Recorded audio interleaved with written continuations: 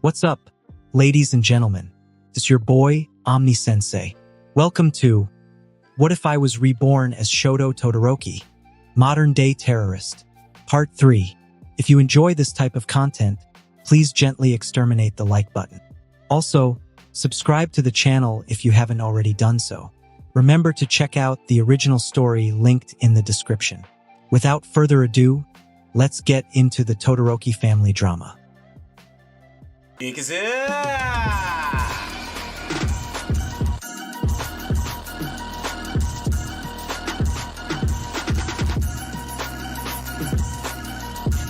took a step forward.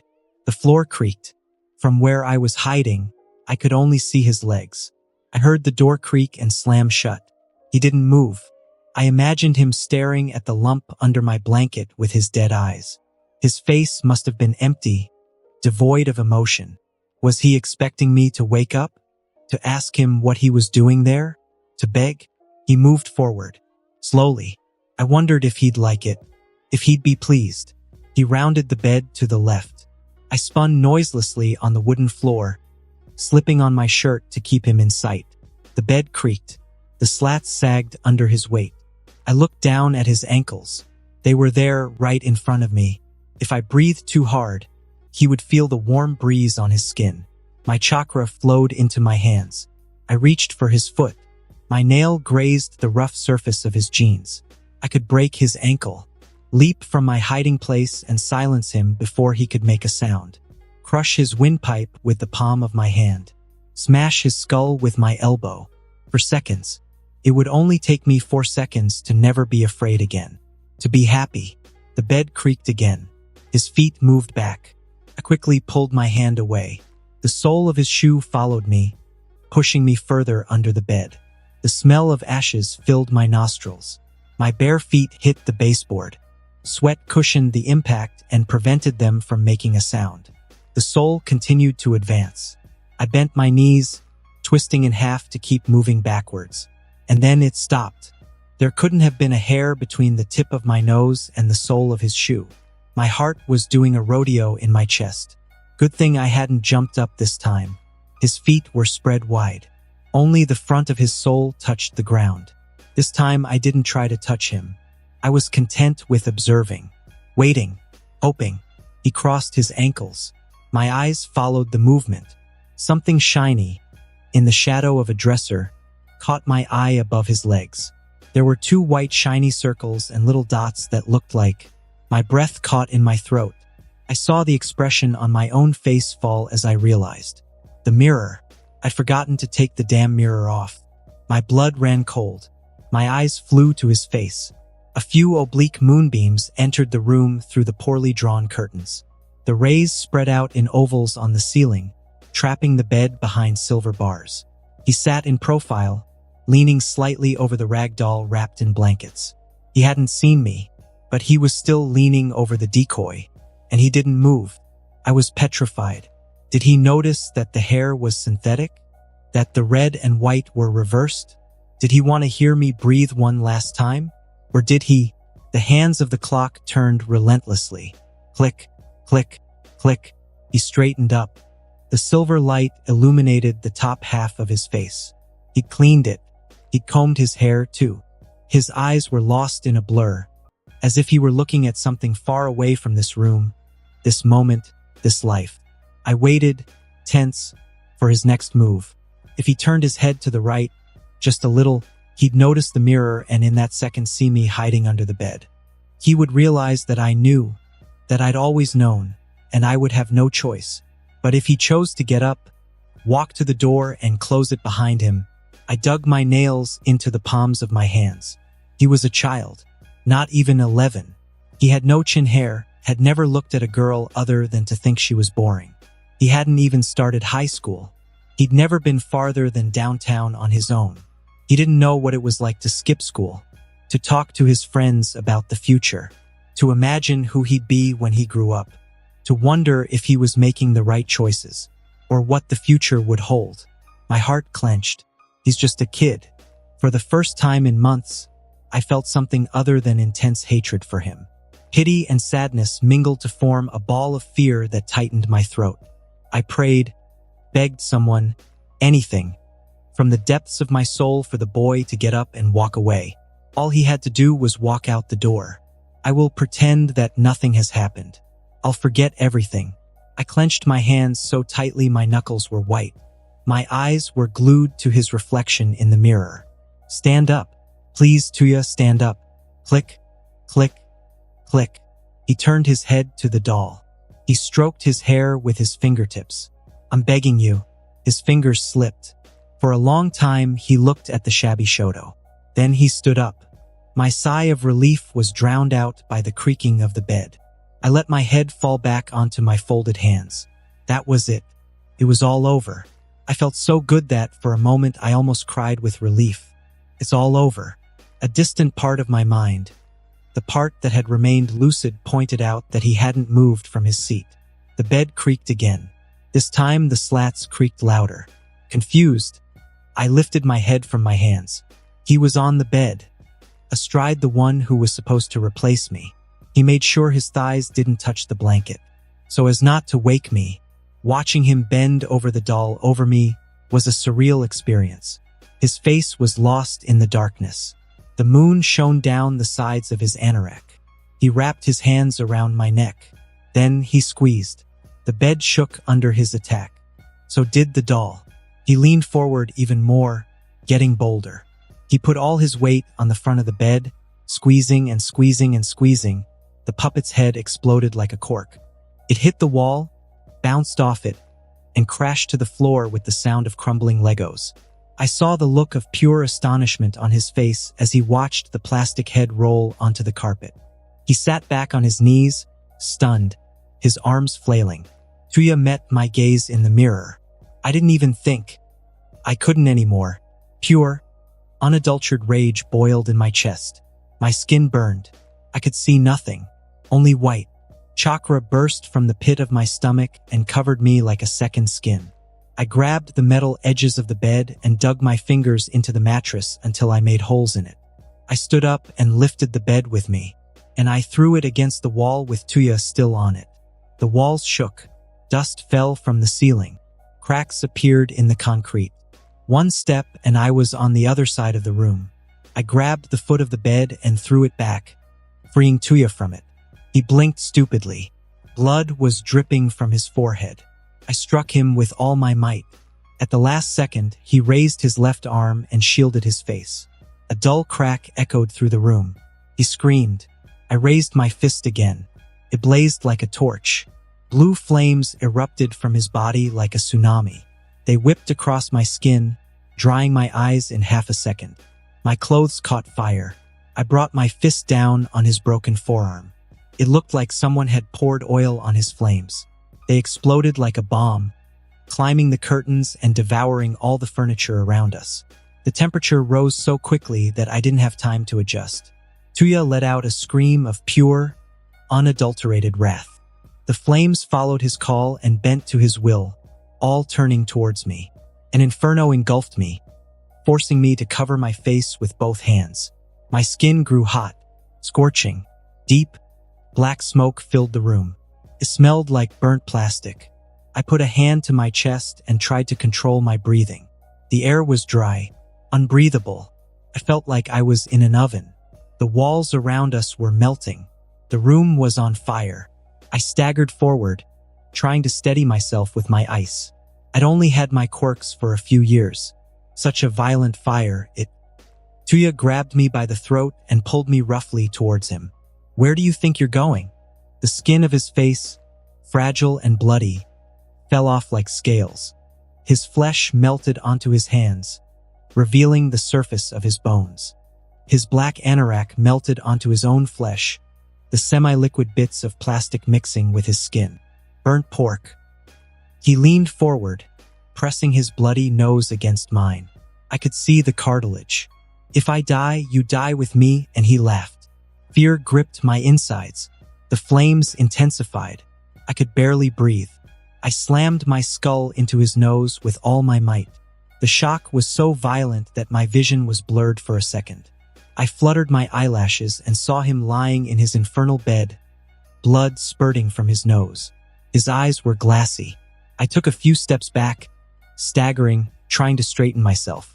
Steam rose from my skin as my ice took care of lowering my temperature.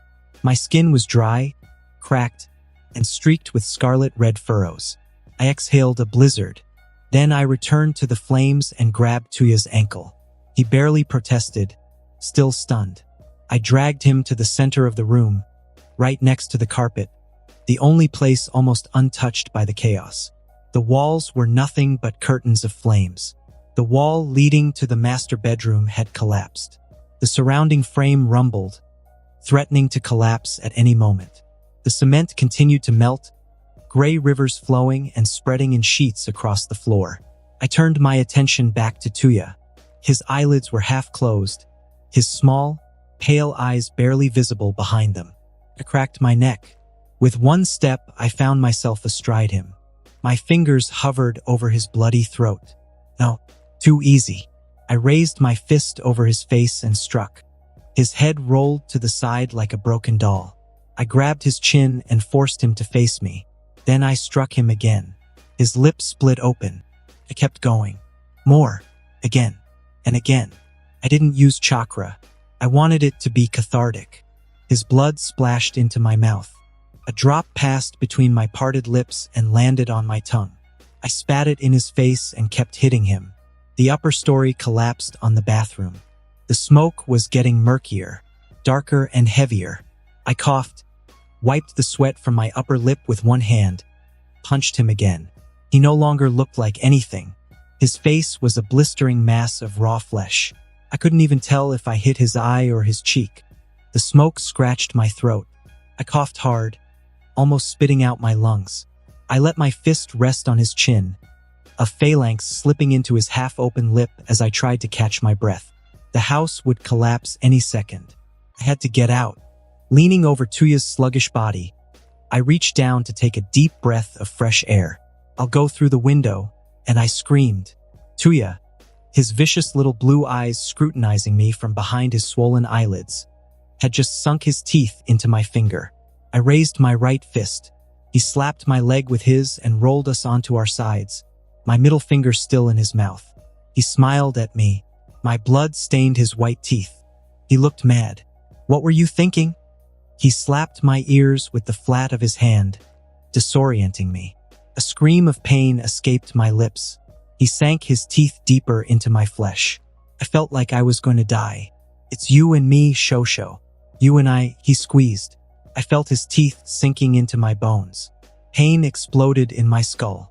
Black spots danced on the fiery ceiling, on his disfigured face, on the curtains of lava that threatened to overwhelm us.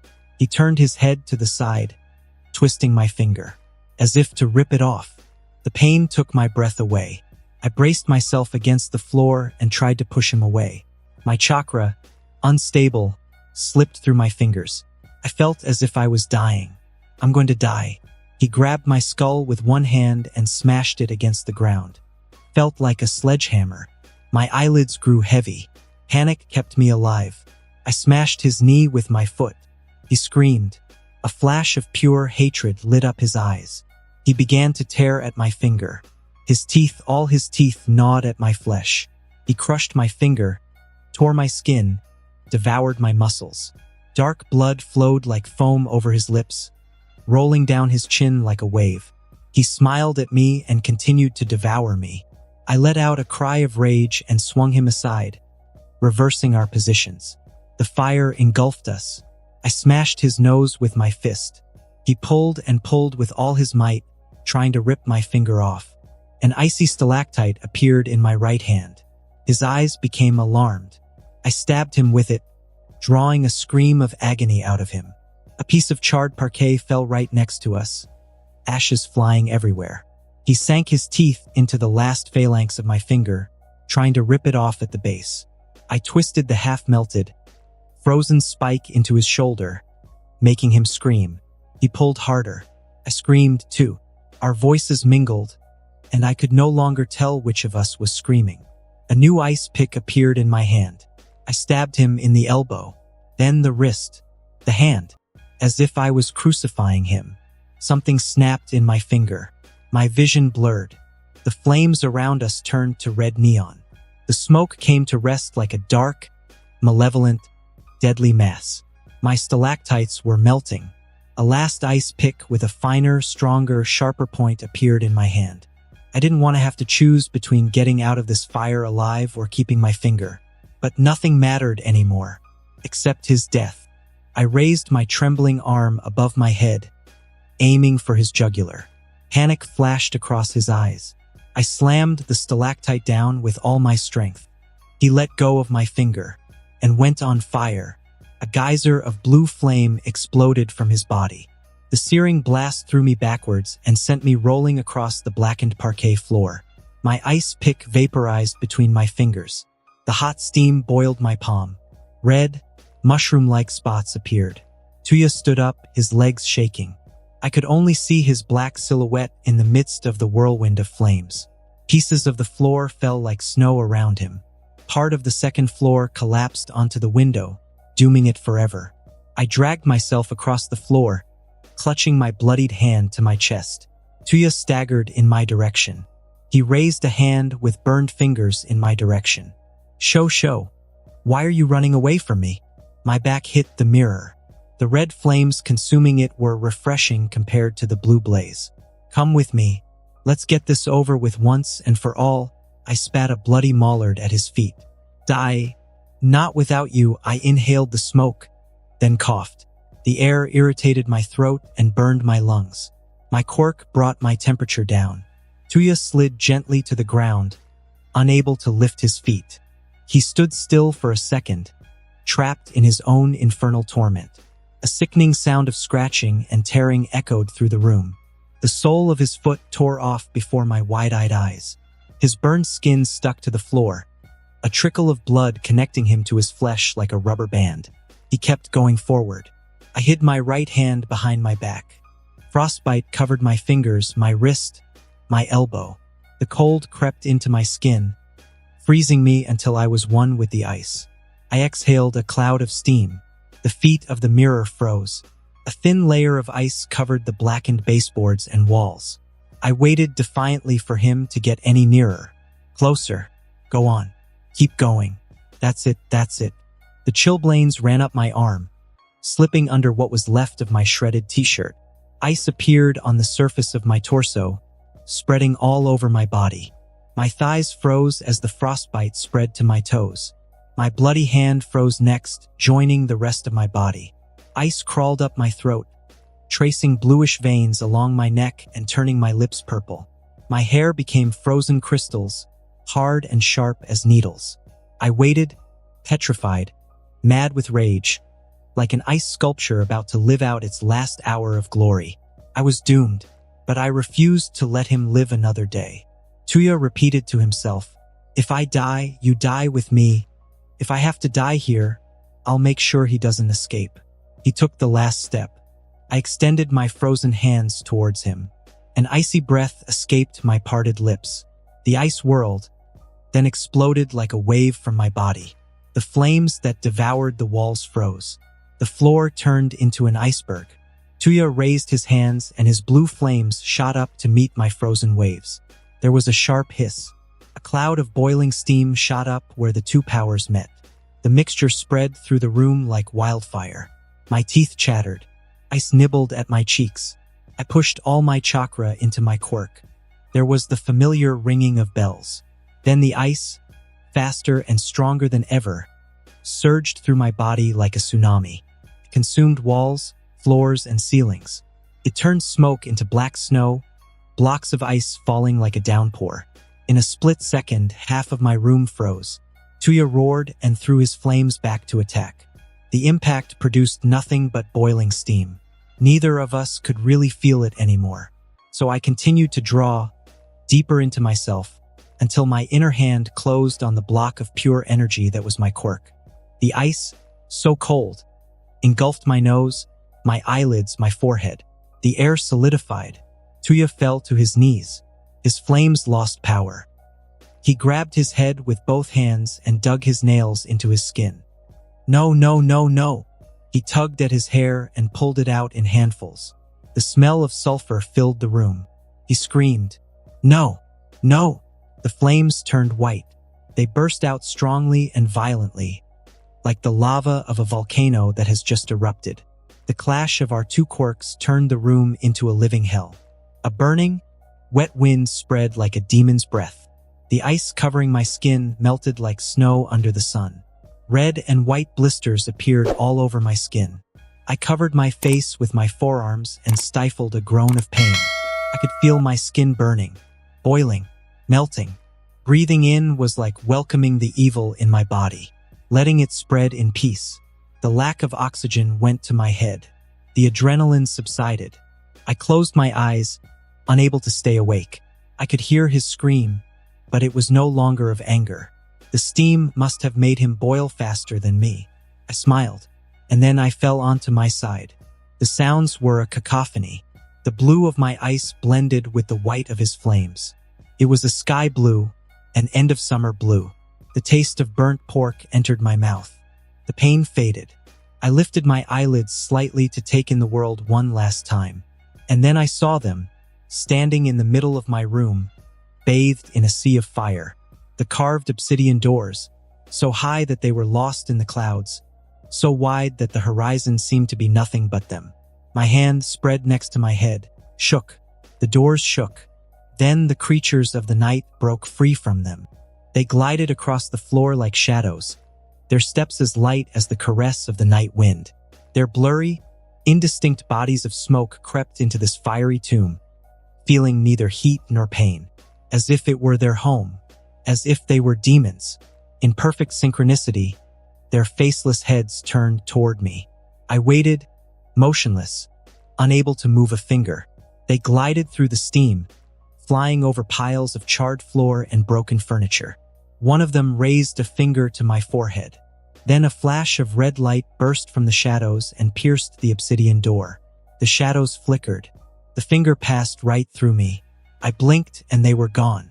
Then two arms lifted me off the floor. I let go, my disjointed arms hanging down my body.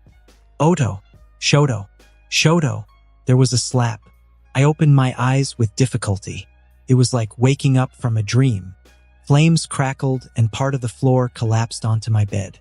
I could hear someone screaming, but it all seemed too far away. My purpose now, You created me to surpass you, and the instant it's born, you abandon me. Someone covered my ears. What do I have now? What do I have left? The heat intensified. The walls rumbled as if the whole house was about to collapse on our heads. You took everything I had and gave it to him. I have nothing now. I'm nothing. The white flames would kill us all. Dad held me closer to his chest, protecting me from the falling debris. The curtain of fire closed in on us like a giant jaw straight from hell. Tuya stared at us, a mad smile on his lips. Half of his body was now nothing but raw bone and flesh. Both of his hands rose towards us. Father whispered in my ear, "Freeze." I summoned all my remaining chakra and energy.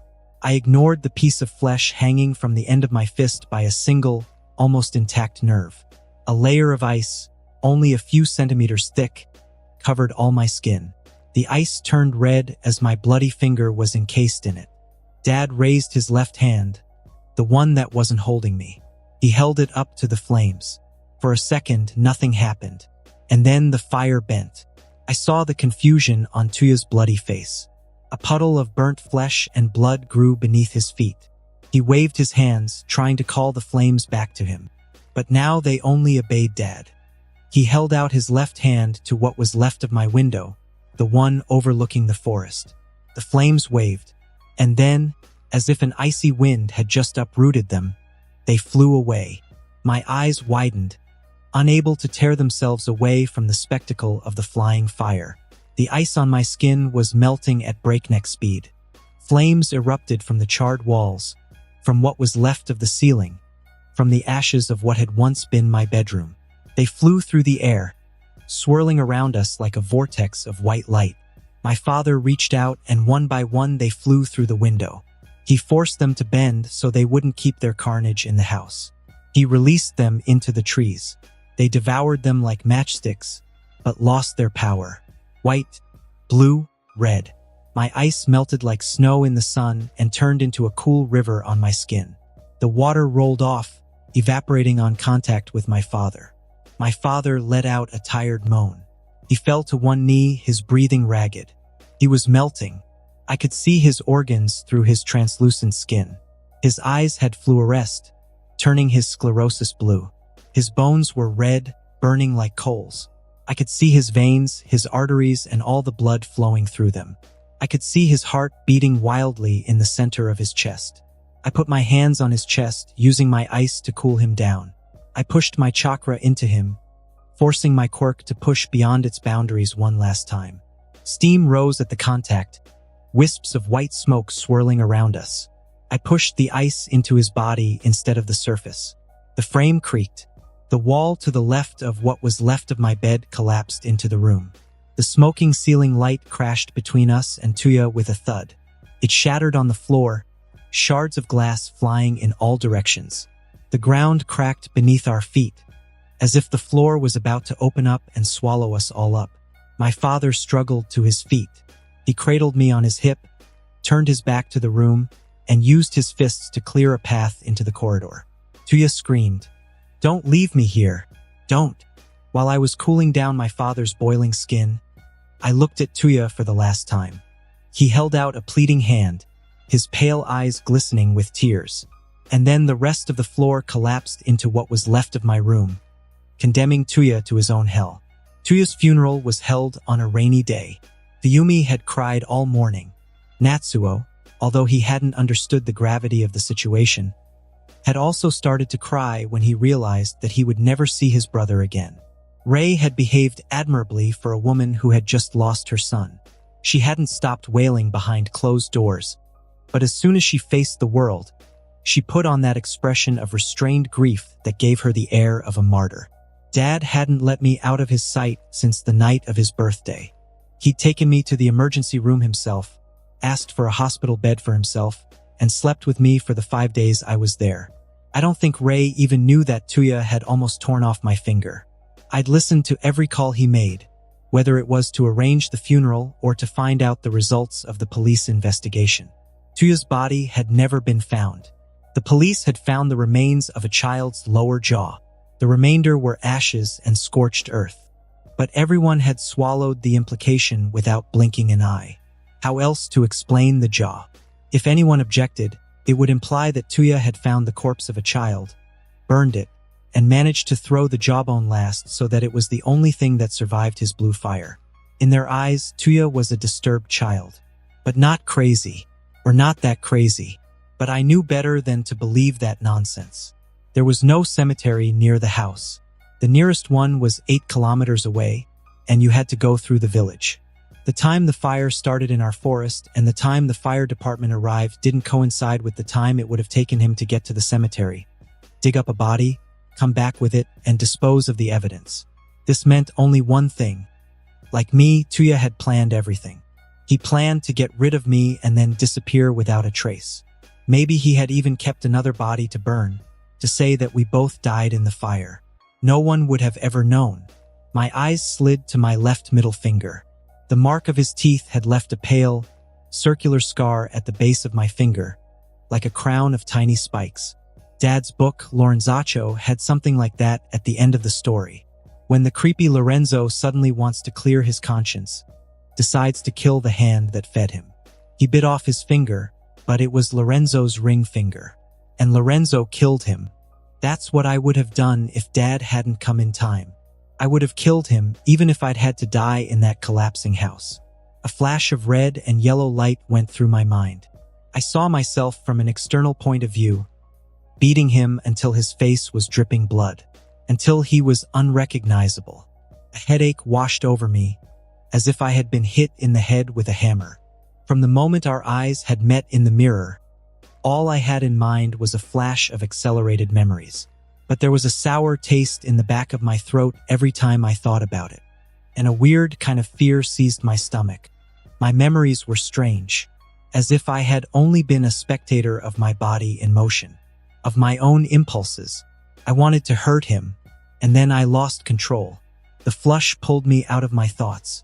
I scratched the scar on my thumb without realizing it. I forced myself to stop and put my hand back in my pocket. Dad came out and looked at me for a moment before washing his hands in the sink next to me. He dried his hands with a towel emblazoned with the hotel's name in gold.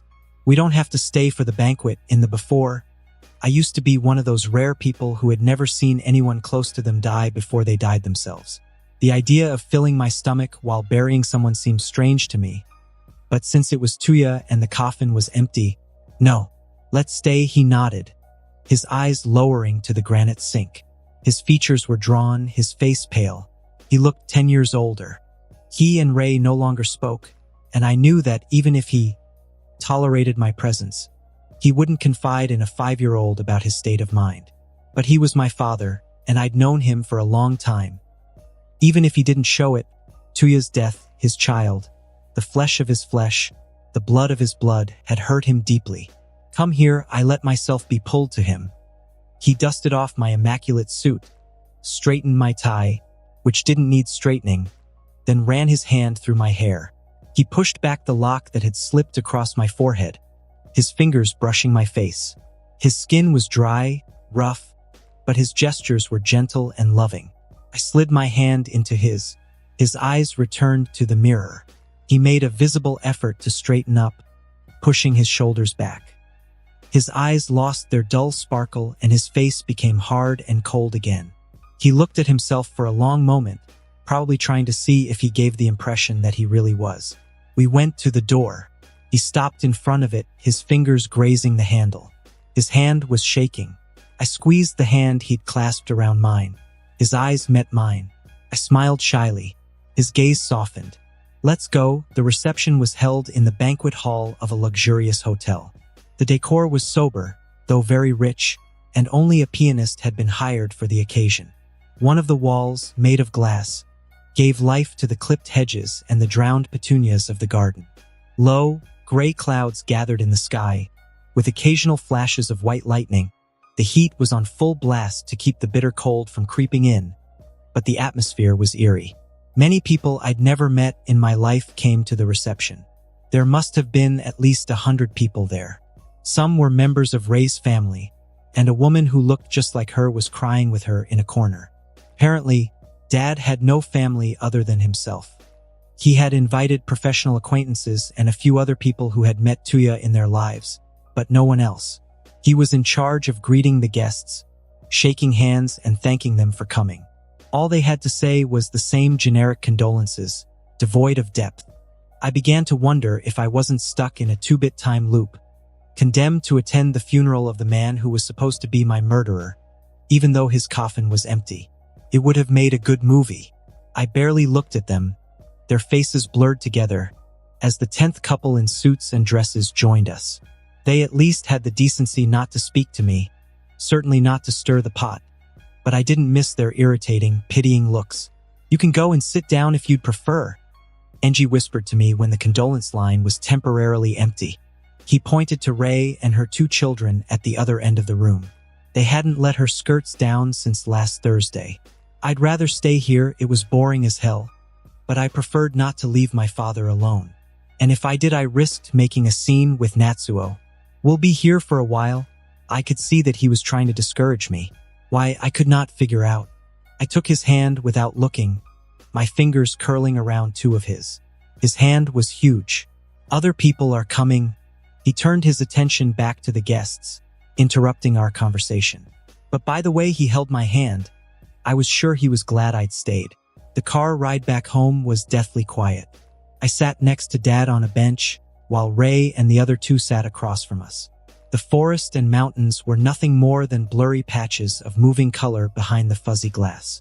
It had been raining in a downpour since yesterday, and there was no sign of it letting up. Where have you been? I pretended not to hear Natsuo. He stirred. When we put the flowers in the grave, you weren't there. Why weren't you there? He was a child and an angry one, but I was tired of all the kids around me being cruel and rude just because they were kids. I didn't feel like it. Natsuo gave the parents a look that meant, "Did you hear him?" None of them reacted. He clenched his fists in his lap. "Our brother died and you didn't cry. Why didn't you?"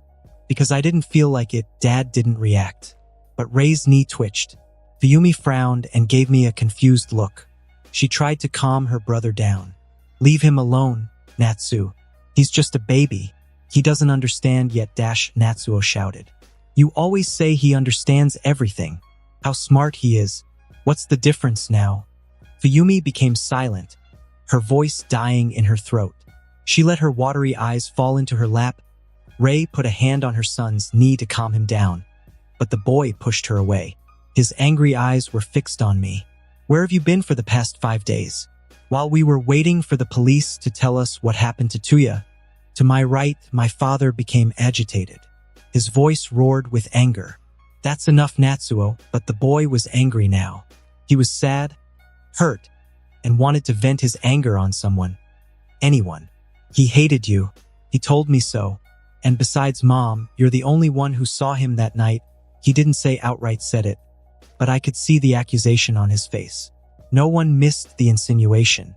I considered telling him it wasn't my fault, but I'd have loved it to be if it meant we'd buried a full coffin. But there was Dad. And the other kid, too. She hadn't done anything to me, even if she was as passive as her mother. The hospital was your fault too, right? The place they sent him to. Rei's eyes widened. She gave Dad a worried look. What are you, Fuyumi was alarmed. Mom, what's he talking about? Which hospital? Natsuo answered. The place where he'd been for months and where we visited him to, Fuyumi stammered. A hospital? But I thought it was a school? Natsuo, Dad warned. I advise you to stop here. The car slowed down. I could barely hear the sound of the gravel being crushed by the tires as we entered the courtyard of the house. The fireman said the fire started in your room. And you're obviously not strong enough to make blue flames. He came to see you, didn't he? Did he and you talked? Fuyumi's cheeks were drenched with tears that I waited impassively for him to finish. But obviously it only managed to make him more angry. Natsuo spat, his face distorted with rage. I'd rather you had died. My left hand shook violently. I opened my mouth. The next second, Natsuo was curled up in terror, crying his eyes out. Dad's fist was embedded in the leather of the seat, a hair's breadth from where Natsuo's head had been the second before. His skin was red, and veins larger than my fingers pulsed violently across his forehead and against his throat. His lips were white, his mouth set in a cold, hard line. His eyes were 2 narrow slits, as the eyes of a reptile. The air smelled burnt. Get out. Rei didn't even try to argue.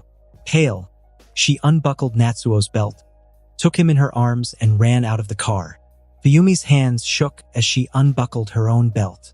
She bit her lips until they bled and stifled a sniffle, then slammed the door behind her. My heart pounded in my chest, my chakra swirling furiously beneath my skin. What just happened?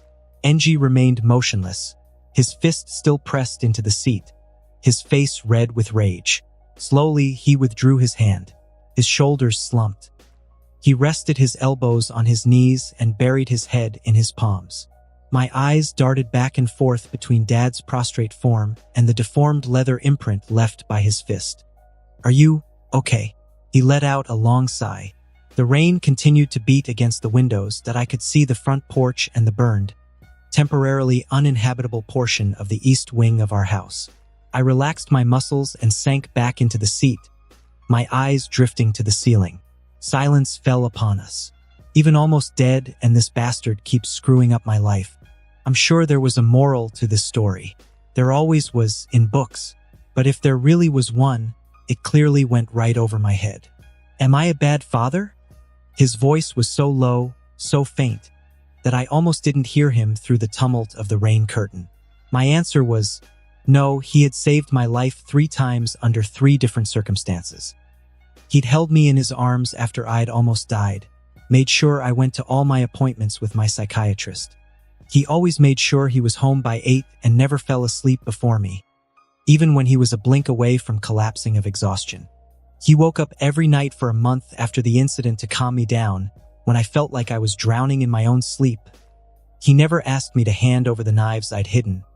He'd never asked me why I was training. He hadn't forced me to go see Tuya. He'd never forced me to forgive him. He swore that he would protect me. And he did. I opened my mouth and closed it. A multitude of emotions flowed through me.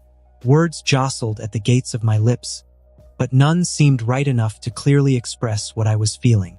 But the fear that he would think I was lying to him got the better of me, and I said, "I don't know about the others, but I'm glad you're my father." The moment the words left my mouth, I bit my cheek until it bled. The answer was so far from what I wanted to say. He exhaled heavily. "I think he's disappointed." A pang of sadness rose in my heart. "Come here." In the same breath, he grabbed me and pulled me towards him, closing his arms around me. I froze for a moment, my eyes wide open, trying to understand what was happening. My arms remained at my sides. He buried his head in my hair, holding me tighter. His shoulders jerked. "Why is he?" Something wet trickled down my forehead. Took me a few seconds to realize it was tears. My heart sank. Slowly, very slowly, I wrapped my arms around his. His voice was a broken hush. "I hope you'll never leave me." I had a lump in my throat. I swear. Slowly but surely, our family began to split up. At first, it was just a few meals together without the other side. A club that ended later, a doctor's appointment, clothes to pick up from the dry cleaners. The reasons for not meeting became more frequent, until one day I went a whole week without seeing Ray or her children. They had moved to the east wing of the house, just above the kitchens, while they waited for the main building to be rebuilt. Dad and I ended up in the west wing, the place that was more of an outbuilding and housed his office, among other things. He had decided not only to rebuild the house, but also to add on to this corner. He was going to knock down one of the back walls and enlarge it. He showed me the plans and asked if I wanted anything in particular. I think it was his way of compensating for the mess the family had become, but I wasn't one to turn down a gift, even if it was out of a sense of guilt. He had already planned to build a gym and an indoor pool in addition to our 2 bedrooms, and I had offered to enlarge his office, but he had refused, saying it was good enough for him. So I asked for our own kitchen, separate from the one in the east wing, and a movie theater. I had also thought about a stable, but since I expected to be faster than a horse in a while, there was no point. The architect added his 2 cents by suggesting an outdoor sports field and a greenhouse. While the first idea was acceptable, my father's response to the second was curt. Neither he nor I would have any use for such a thing. They never stop. I looked up at Mizuki-sensei, who was leaning against a tree with a stalk of wheat dangling from his mouth. He had found a cowboy hat from who knows where and put it carelessly on his head. He looked like a criminal out of an old cowboy movie. He wants everything done before winter. There were almost 200 people working day and night on the site. One of them had a cork to muffle the sound in a limited area, so we could sleep at night without being woken up by a jigsaw at 2 in the morning. That's the beauty of being rich. You pull out money and everything do your bidding. That may have been true in the old days, but it meant nothing in this world. Life is hard for us peasants. I raised my eyebrows, unimpressed. Says the guy who gets paid to do nothing. First, don't say I didn't wear you down to the bone last month. Second, it's your father who wants us to take things slowly. And since he's the one who signs the checks, I'm not going to bother. I grunted and fell back onto the damp grass. Mizuki had become a kind of incompetent luxury babysitter. He watched me in the afternoons and did nothing but doze off while asking our servants to bring him watermelon juice. Ice cube. I raised my right hand, and frozen stars shot out of it, heading straight for him. I was ashamed to say that this simple request was the most exciting thing I'd done all day. Except for my ninja training, of course. Nothing like it to chase away the dark thoughts. And according to the encyclopedia, I'll soon be ready for nature training. Not too bad. A little irregular and the peaks aren't perfectly even, but it's not as bad as it was in the beginning. They finally turned off their electric saws. Birds singing and crickets chirping took over again. Hey, Mizuki. Out of the corner of my eye, I saw him raise his hat with his thumb. How does it feel to kill someone? He grunted and let the hat slide down his nose. I'm not your shrink, kid. I raised my left hand to cover the sun, letting the light pass through the space between my fingers. Then I closed it, trapping the rays inside. I nearly killed my brother the other day. Before my father came, he didn't answer, but I knew he was listening. There was this weird moment when I knew I was going to do it. I wasn't really in my body anymore. It was like I was not in control anymore. That I could only see myself doing it in third person. The wind rose, brushing the blades of grass and laid them horizontally. And how did you felt? Anxious, new silence. Birds chirping. The chatter of builders taking a break. What do you want to do with your life? My life. I let my arm fall back to my side. It was a beautiful day. The sky was pure blue, cloudless, and the air was warm. You mean what I'm going to do in the next few weeks? He sniffed, amused. I'm not interested in your childish activities. I'm talking about your life later on. When you're a grown-up, the question was strange. Odd even considering everything I'd been through. I don't know, I can't see that far. I can't see that far. To live so long seemed absurd. Everyone always seemed to believe they'd grow up and get old and relish the passage of life. But something deep inside me prevented me from believing it. As if I knew I was fated to never make it. But if I make it, if I'm really 18 one day, then that's the problem of my future self. The future was far away. Maybe even non-existent. Today was a beautiful day. That was enough for me. Mizuki, his breathing was regular. His chest rose and fell slowly as if he had fallen asleep. I let myself fall back onto the grass and watched the sky. A white-winged bird passed in front of the sun, circling above the trees for a moment before disappearing into the distance, gliding toward the horizon. Arms under my head, I closed my eyes. The sun heated my skin. There's this quote I heard once, Mizuki said. Well, I don't really know if it's a quote, but whatever. Hurt people. I opened my eyes. I'm not here to tell you if it's right or wrong to kill someone. Sometimes I think it's necessary, but that doesn't mean it's the right thing to do. It's not like in the movies or TV shows where a guy shows up and slaughters everyone with his altar because they killed his dog. I smiled. Real life is different. There are no good guys or bad guys. There are just people who think they're doing the right thing and trying to get by. The sky was beautiful. Pure blue. No matter what you do, you'll always be the bad guy in someone else's story. So do as you please and don't worry about the anything else. Something clicked inside me. It was as if I just understood a riddle whose answer had always been right in front of me. Do as I please. The sky was beautiful. Asterisk people who hurt people. Hurt people 5 years later. Hey, you've seen what's going on in the courtyard? The three boys looked up from the Pokemon cards they were trading in front of them. Dripping with sweat, stood Kajima Kazuki from 6th B. His face was flushed, as if he'd just run up 3 flights of stairs. There are elevators, you know, laughed the blonde as he saw the sweat rings on his polo shirt. Panting, Kajima delivered his message as best he could. It's him. He's done it again, his duty done. Kajima grabbed his Ventolin and put his lips to it. He looked like a pig with his swollen face and his noisy exhalations. The dark-haired kid smiled, amused to see him so distraught over something that had become the norm at their school. So, it happens like every month. It was a bit of a surprise at first, but everyone soon got used to it, although the fights were entertaining and fun to watch if you were close to the epicenter. It was always a one-sided massacre that didn't require you to go out of your way to find out the outcome. Every week, the third boy corrected while picking his nose. The blonde snatched the cards out of his hands. Don't touch mine with your filthy fingers. Kajima took another shot of Ventoline. He said, It's your brother? Kozu. The blonde boy turned pale. He dropped his cards. They scattered on the floor.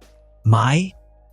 The redhead wiped his dirty fingers on the cuff of his golf pants, then grabbed the blonde by the shoulders. Hey, wake up, buddy, that we can't leave your brother alone, Kozu stuttered. But my brother just turned 14, the redhead and the brunette exchanged glances. Usually, he stuck to kids his own age and almost never fought older boys.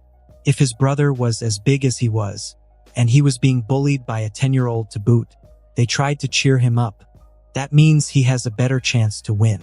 And with the 3 of us, we can definitely beat him. Kozu muttered uncertainly. You think so? Not at all, but what else could they tell him? They'd go by the teacher's lounge and bring them outside with them. It would be humiliating for Kozu's brother to be rescued from a kid, but it would be less humiliating than being beaten by that said kid. Here we go. The redhead grabbed his wrist and forced him to follow. The three boys ran down the stairs and crossed the downstairs hallway as fast as arrows. One of the teachers opened the door, coffee in hand. Hey, where do you think you are? No running in the halls. Kojima, late and out of breath like a boar, didn't see her and ran into her. The scalding coffee spilled onto her blouse and pumps. She hopped from one foot to the other, hissing a series of curses. Kojima kept running, half turning to yell at her. Sorry, ma'am, but it's Todoroki. He's done it again. What, again? Kojima had already opened the exit doors to the outside. The teacher returned to the room and called her colleague. Hiroto, call Todoroki's tutor. He's acting up again. The young professor, half buried in a pile of papers, looked up at the woman with downcast eyes. Again, the others, behind him, exchanged a few bills and giggled. Told you he wouldn't stop. The woman rolled her eyes as she watched them. She pulled out the American football helmet that the teachers had kept on hand since the day Todoroki broke the nose of the gym teacher who tried to stop him from disemboweling another boy. There had been so much blood that they'd had to repaint the gym floor. Yeah, again. And those idiots who let me do all the work. Strike, strike, strike, strike.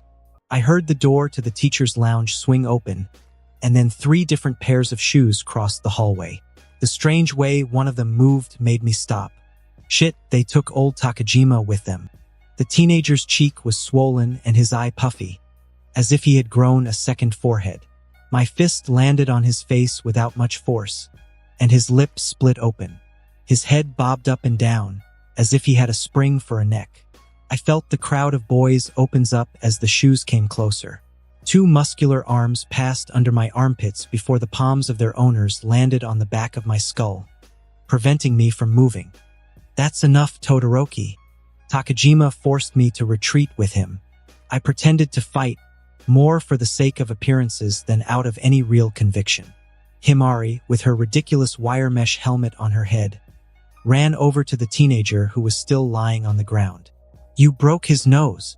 A nose already more crooked than the Leaning Tower of Pisa. I had just performed a public service. Where were my thanks? Shin, a little shit barely taller than me, ran to the teenager. He was sobbing as if I'd murdered him. Relax, he's not dead, I smiled. Or at least not yet. The floodgates opened and the blonde boy turned into a living fountain. Takajima dragged me further, forcing me to turn my back on the Commedia dell'arte. So dramatic. Some of the boys were having fun miming the fight, the first one telegraphing a right hook and the second one slipping behind the other before hitting him, without any real force, in the back of the knee, causing him to lose his balance and fall to the ground. Another group of teenagers chanted my name and threw dandelions torn from the path at Takajima. One of the flowers landed in his mouth and he promptly spat it out, a piece of petal covered of saliva landing on the horrified face of another child. Todoroki, Todoroki, Todoroki. This kind of contained cruelty was what I liked and hated most about this boys-only school. None of them hated me, even those I had sent to the infirmary several times. They enjoyed the shows and had fun with them, making bets to guess who would be next to suffer my wrath. It was just a game to them, the highlight of the week. They never thought about why they were applauding me and just giggled like hyenas. But I wasn't surprised. If there was one thing I knew, it was that there is nothing more cruel than a child. Takajima took me behind the classroom building and let me go, pushing me a little harder than necessary.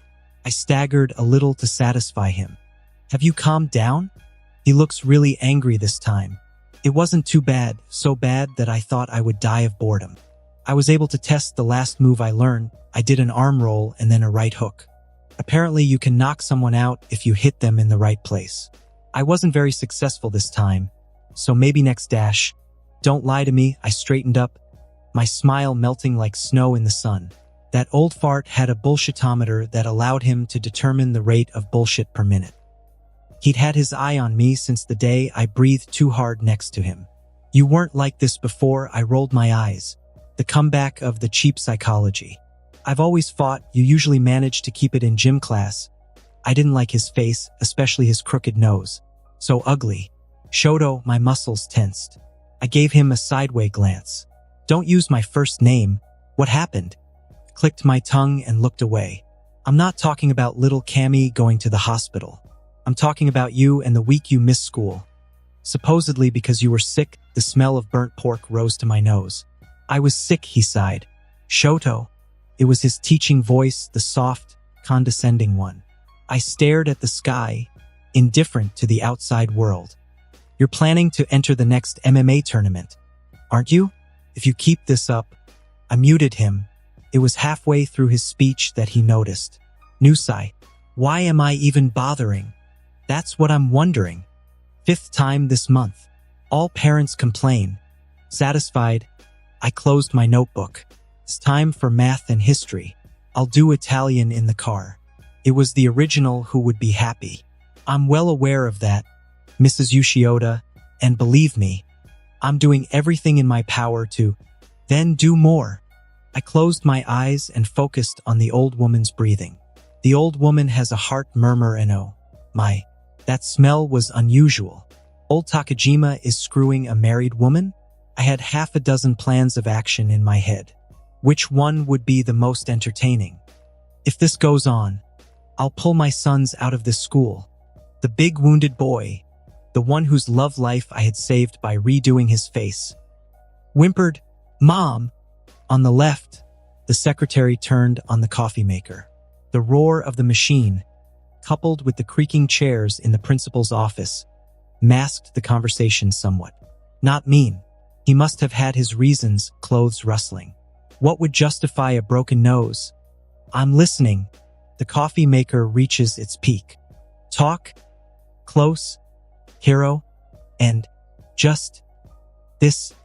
Nothing justifies. I looked up to my left. Kensei was standing there, smiling, his black felt hat in his hands. His gray hair was slicked back immaculately, as always. Crow's feet were visible at the corners of his squinted eyes, and a million wrinkles crisscrossed his skin like the horny pages of a book that had been read over and over again. He looked friendly and harmless, like any doting grandpa would. Exactly why he was perfect. Kensei, he pretended to be startled. Ah, Shoto, there you are. I didn't see you, he greeted the secretary and then sat down on my right, between the front door and me, leaning exaggeratedly on his stick. Once seated, he stifled a sigh of relief. Let me guess. Because he asked for it? The office door flew open. A blonde fury wearing a pearl necklace crossed the hallway, dragging her half-battered son behind her. His eyes met mine and he gave me the peace sign. The principal watched them go and shook her head in disappointment. Her eyes fell on us. I suppose she glanced at her secretary. That he couldn't make it? Sorry about it, said Kensei. She sighed. Sign the hospital check and go home. No sermon? Here's one who can't wait to bang Takagi. My mind conjured up an image of their two elderly bodies wrapped around each other like snakes. I put 2 fingers over my mouth to keep myself from throwing up. Kensei tucked his fountain pen and the family checkbook into the inside pocket of his black trench coat. Let's go home. I crouched on a branch, my eyelids closed. I could feel Kensei sitting in the living room, just as I'd left him when I came. 3 servants were still in the kitchen. The east wing was desert except for the 2 idiots in their rooms. My senses reached further into the heart of the forest. 2 great, crackling energies were battling there. Shunshin. The energy concentrated in my legs. Half a hand signal later and I was gone. My soles barely grazed the branches before I was propelled into the next jump. I could hear the bark crack as I passed, a spray of wood shavings exploding on impact. The air shook, its transparent surface shimmering like water as I crossed the invisible barrier. The scene transformed into a battlefield. Trees as thick as 3 men lay in the middle of the overturned earth, uprooted corpses. Puddles and mud had replaced the meadow of flowers. Holes the size of wells littered the plowed ground. A smell of burning rose to my nose. I crouched at the edge of the field and scanned my surroundings for them.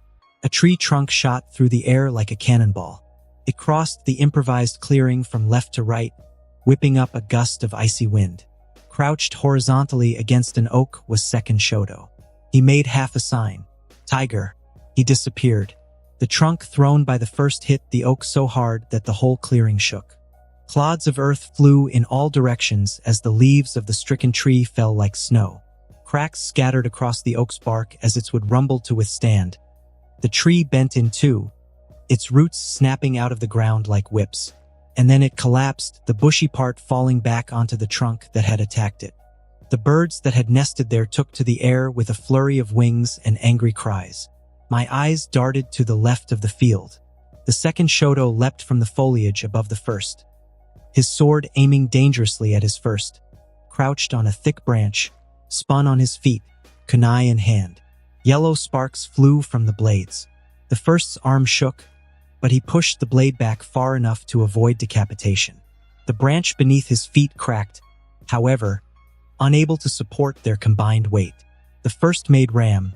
Lightning exploded from the second's body, passing through his sword like a shock wave to strike the first. The first arched his back, his body pierced by lightning. There was an explosion of smoke. Then the second's blade sliced through the log the first had replaced himself with. The second didn't even have time to turn around before a tanto, identical to his own, pierced his chest. A new puff of smoke. Substitution. The first, far from being distracted by the decoy, jumped back a good 2 meters. The tree he'd been standing on a second earlier shook, and the half-dozen explosive tags, hidden by a genjutsu, came to light. The next moment, everything exploded. The tree burst as if a bomb had been placed inside. The upper half of the trunk was torn from its base and crashed to the ground with a thud, rolling several meters away. It smashed into some bushes, reducing them to rubble. The lower part of the tree, anchored to the ground by its mighty roots, caught fire as if soaked in gasoline. Its bark shriveled and scorched, sap flowed from it like black blood. A dark, opaque smoke, like a wave of ink, spread over the whole area. I covered my mouth with my forearm and wriggled against the branch, my eyes squinting. My eyes burned, and my throat was on fire. I can't feel them anymore. The forest was deathly quiet. The black veil continued to spread across the clearing, covering the sky and the trees. The dust itself darkened. I couldn't even see my hand next to my face. Not even the sun could get through. A breeze came up and soothed my irritated nose. The cloud did not dissipate. A flaming leaf fell from the sky. It cut through the darkness like a torch thrown into the abyss, its golden light barely illuminating the surroundings. It spun around, its edges shriveling as it fell. It looked like the last star in a dead galaxy. I forced myself to keep my eyes open, knowing what was about to happen. All that remained was a burning rod. It brushed against a blade of grass. The wind whistled. Clang, clang, clang. Yellow sparks flew from the clash of their tantos in the center of the clearing. A new hiss of air. Sparks exploded in the trees, far to the left. A split second later, they exploded to the right.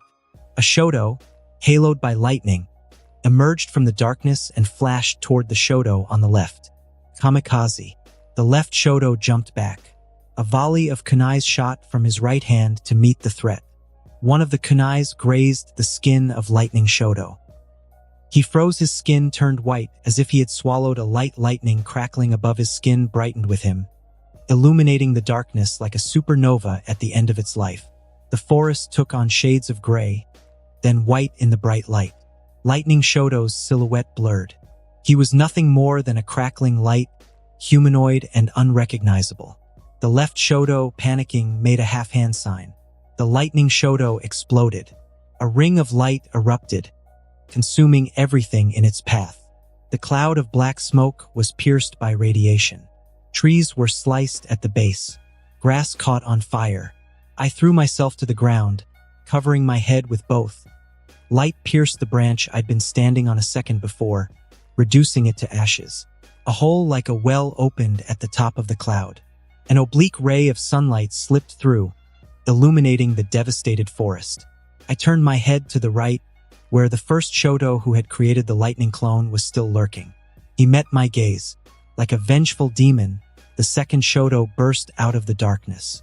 Half of his clothes were charred, and white smoke billowed from his hair in waves. The first turned his head to the side, his eyes wide. His hand rose, his fingers flexed, and then the second pierced his chest with a chidori. The scream of 1,000 birds echoed through the forest as the first jerked against the arm. He burst into white smoke, ending the battle. The second met my gaze. He looked downright furious. I can expel disappeared in a puff of smoke. So boss, how was the dash? The clone exploded in a cloud of smoke. I wrapped a towel around my neck and wiped my hair with the only square that was still dry. Give your clones some autonomy, I told myself. The more time they have to prepare, the better the fight will be, and that soulless bastard had almost killed me with a jutsu out of his ass. Still, it was a hell of a, could we say it was a suicide as he tried to kill me? I moved closer to my desk and lifted the pages my clone was writing on. There were 3 concentric circles filled with Fuinjutsu inscriptions as tight and thin as hairpins. 3 large commas filled with symbols crossed them. I hope this Sharingan doesn't blow the brains out of the next mouse. The Chakra Encyclopedia had once told me that I could reproduce some dojutsus if I reached a sufficient level, as it also explained that at this stage, even with my clones working day and night, I wouldn't be able to do it for another 3 years. But I couldn't wait 3 years. That's exactly why I brute forcing my way for my Sharingan creation. The encyclopedia had vaguely explained how it would work, but the construction stages were, more than 4 months ago, I sent my clones on a mad quest. It was possible that one day the rodent test would be passed, but that the seal would fail me completely. But what was the difference between dying today to become stronger or dying tomorrow at the hands of a murderer? I put the sheet back on the desk. It was a good job, too. But I really didn't want to see any more of my clones today. There was a knock at the door. Yes, my father poked his head through the crack. His dark circles were longer than my arm. Have you eaten yet? I walked to him. I waited for you to come home for the movie, right? The movie. I stopped abruptly and raised my eyebrows. Again? He sighed. Listen, Shoto, recently I crossed my arms. Yes, recently. You've been putting it off for a week. I'd spent the week eating my meals facing the wall. Old Kensei had wanted to keep me company, and after his 3rd abracadabra story about his youth, I'd set sail. He watched me silently. Look, why don't we ask them to bring the food into the theater? We'll start the movie, and when you fall asleep, I'll finish it by myself. The way things were going, that was the best I could get out of him. Very well, I fidgeted in my seat, my feet barely touching the end of the chair. What are you doing? I looked up at my father, who was sitting comfortably in his seat. The chairs were all custom-made so that he could sit in any of them without ever feeling like he was being folded in half. But even when I sat down, I didn't even touch the tip of the seat. When did you have your growth spurt? A gleam of amusement flashed through his eyes. Your height again? He leaned forward and took the huge plate the cook had prepared for him. Tonight, it was assorted raw fish, something my father was very fond of. I've always been tall. Even at your age, I was a head taller than all my classmates, but I wasn't. For the first time in my life, I wondered if the chakra was hindering my growth. You should eat. Even if you don't grow, you could compensate by building up your muscles. He made a square with his fingertips. I crossed my arms and started the movie. The ceiling lights went out in a second. I could hear his laugh over the roar of the motorcycle behind the rain curtain. By the time I deigned to look at him again, he was asleep. Camera flashes crackled, white light seeping through the slit in the tense fabric. The shadows of those posing came to us distorted, as if their bodies were nothing more than dry, angular pieces of wood. Turn this way, Crimson Ninja. Look here. The black tent was crowded with celebrities in gala outfits. They chatted and laughed loudly, moving from one group to another to greet each other and exchange confidences. One of the women had a green dress with a train and feathers in the back that made her look like a peacock. She leaned forward and her feathers scratched the face of another woman who sneezed. The first woman pretended not to notice. My eyes wandered over the rainbow gathering, waiting for their turn on the red carpet. I thought there would only be heroes. I looked up at my father. He was wearing a navy blue 3-piece suit with a refined cut. The jacket was like a second skin, accentuating his broad shoulders and muscular torso. Even his pants, thanks to some seamstress sleight of hand, lengthened his legs and made him look even taller than he already was. A handkerchief embroidered with our family name protruded elegantly from his breast pocket. I'd had to wear the replica of his outfit, including cufflinks emblazoned with the Flame logo, except for the bow tie. My hair, longer than his, had been combed back to reveal my face. I'd always looked like my father, but tonight I was his miniature version. And no matter how hard I tried to get him to confess, he'd never said anything except that it was a strange coincidence. I hadn't missed his little smile of satisfaction. Anyway, the whole thing was signed Hermes, so I'd given up quite easily. You can't fill a hall with only top 20 heroes. He ran 2 fingers over his gold watch, absent-mindedly surveying the crowd. With his 2 extra heads compared to the other guests, it would have been foolish to say that his every move was discreet. People looked at him out of the corners of their eyes, startled when they met his gaze. But it only took a second for them to look again, curious. My father intimidated them, but they seemed to love it, in the same way teenage girls love toxic romances. Scares you, but you keep coming back for more. How do you feel? The crowd shouted the names of each new celebrity as they arrived on the carpet. I could hear the metal barriers scraping against the tarmac and imagined security trying to contain them. Okay, tonight was the big night. The night of my official entry into the world as Shoto Todoroki, son of Endeavor. The chances that something worse than my last abduction would happen would only be multiplied. But life had been a risky business since the day I was born into this world. Today or tomorrow, what's the difference? My father thought I was ready too, and I trusted him. Don't forget to squint. The light burns the retina if you look at it too long, I nodded. A clerk in a black cap with a list and a pen called out to us. Mr. Endeavor, you're up next. The crowd of celebrities parted to let us through. Even the peacock lady released her feathers to prevent my father from getting them in his face. Or maybe she was just afraid he'd burn them as he walked by. The agent moved the curtain blocking the entrance to the tent, his big nose sliding out as if for fresh air. Countdown in 3, 2. My father took my hand in his. His eyes were reassuring. A few photos and off we go. I could feel the eyes of all the other people in the room piercing my neck. The agent called out to me, "Don't forget to squint, kid," and he pulled the curtain wide open to the outside world. I had underestimated the soundproofing of the big tent.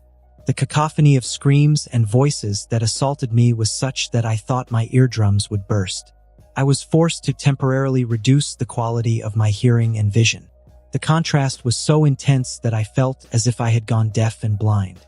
My father gently tugged on my hand to pull me to the center of the mat.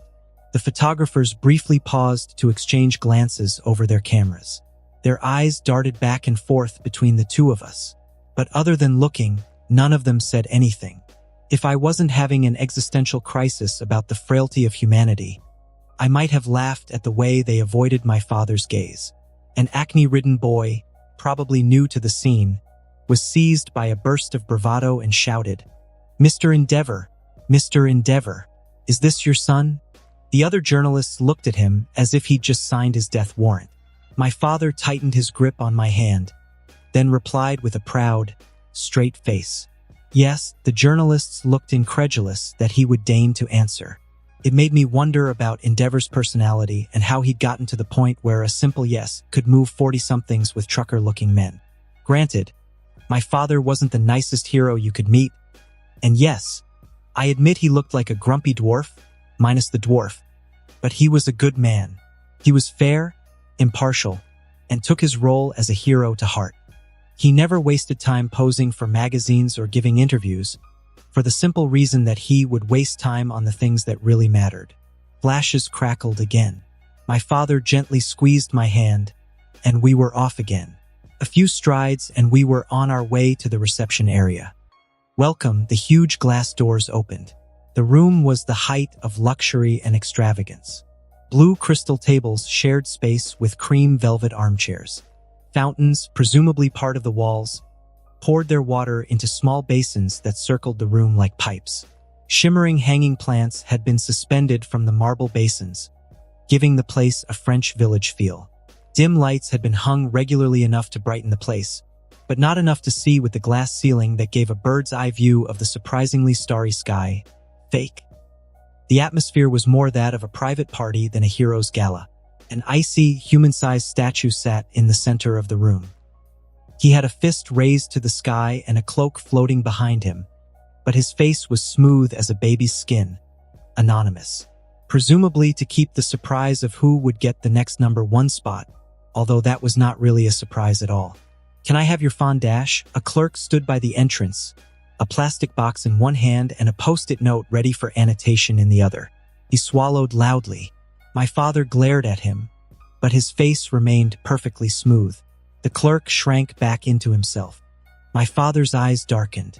Wait, is that why he always looks so angry in public? Because people are scared when they see him? The clerk stammered, his face flushed. "Good evening, Mr. Endeavor. Good to see you. I didn't recognize you in this costume, since you usually wear a different one. I mean, the one you wear as a hero is fine, but this one is better. I mean, I prefer it, but maybe you don't, and I think I should shut up and stop assuming things that don't make sense," because he tightened his grip and took a breath. A long one.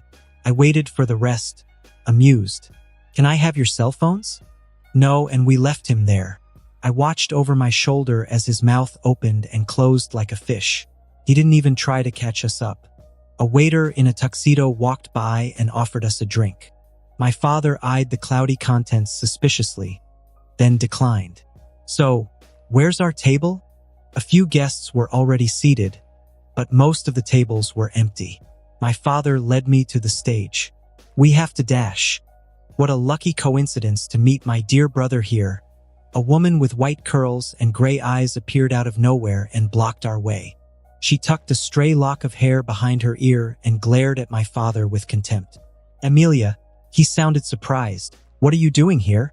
She laughed, the river of diamonds around her neck jiggling. "Finally, Engie, you sound like you're not happy to see me." "That's the case." Amelia's upper lip curled over her teeth. A storm was building up in her eyes, much fiercer than Ray. She turned her attention to me. Her mouth opened and her eyes softened.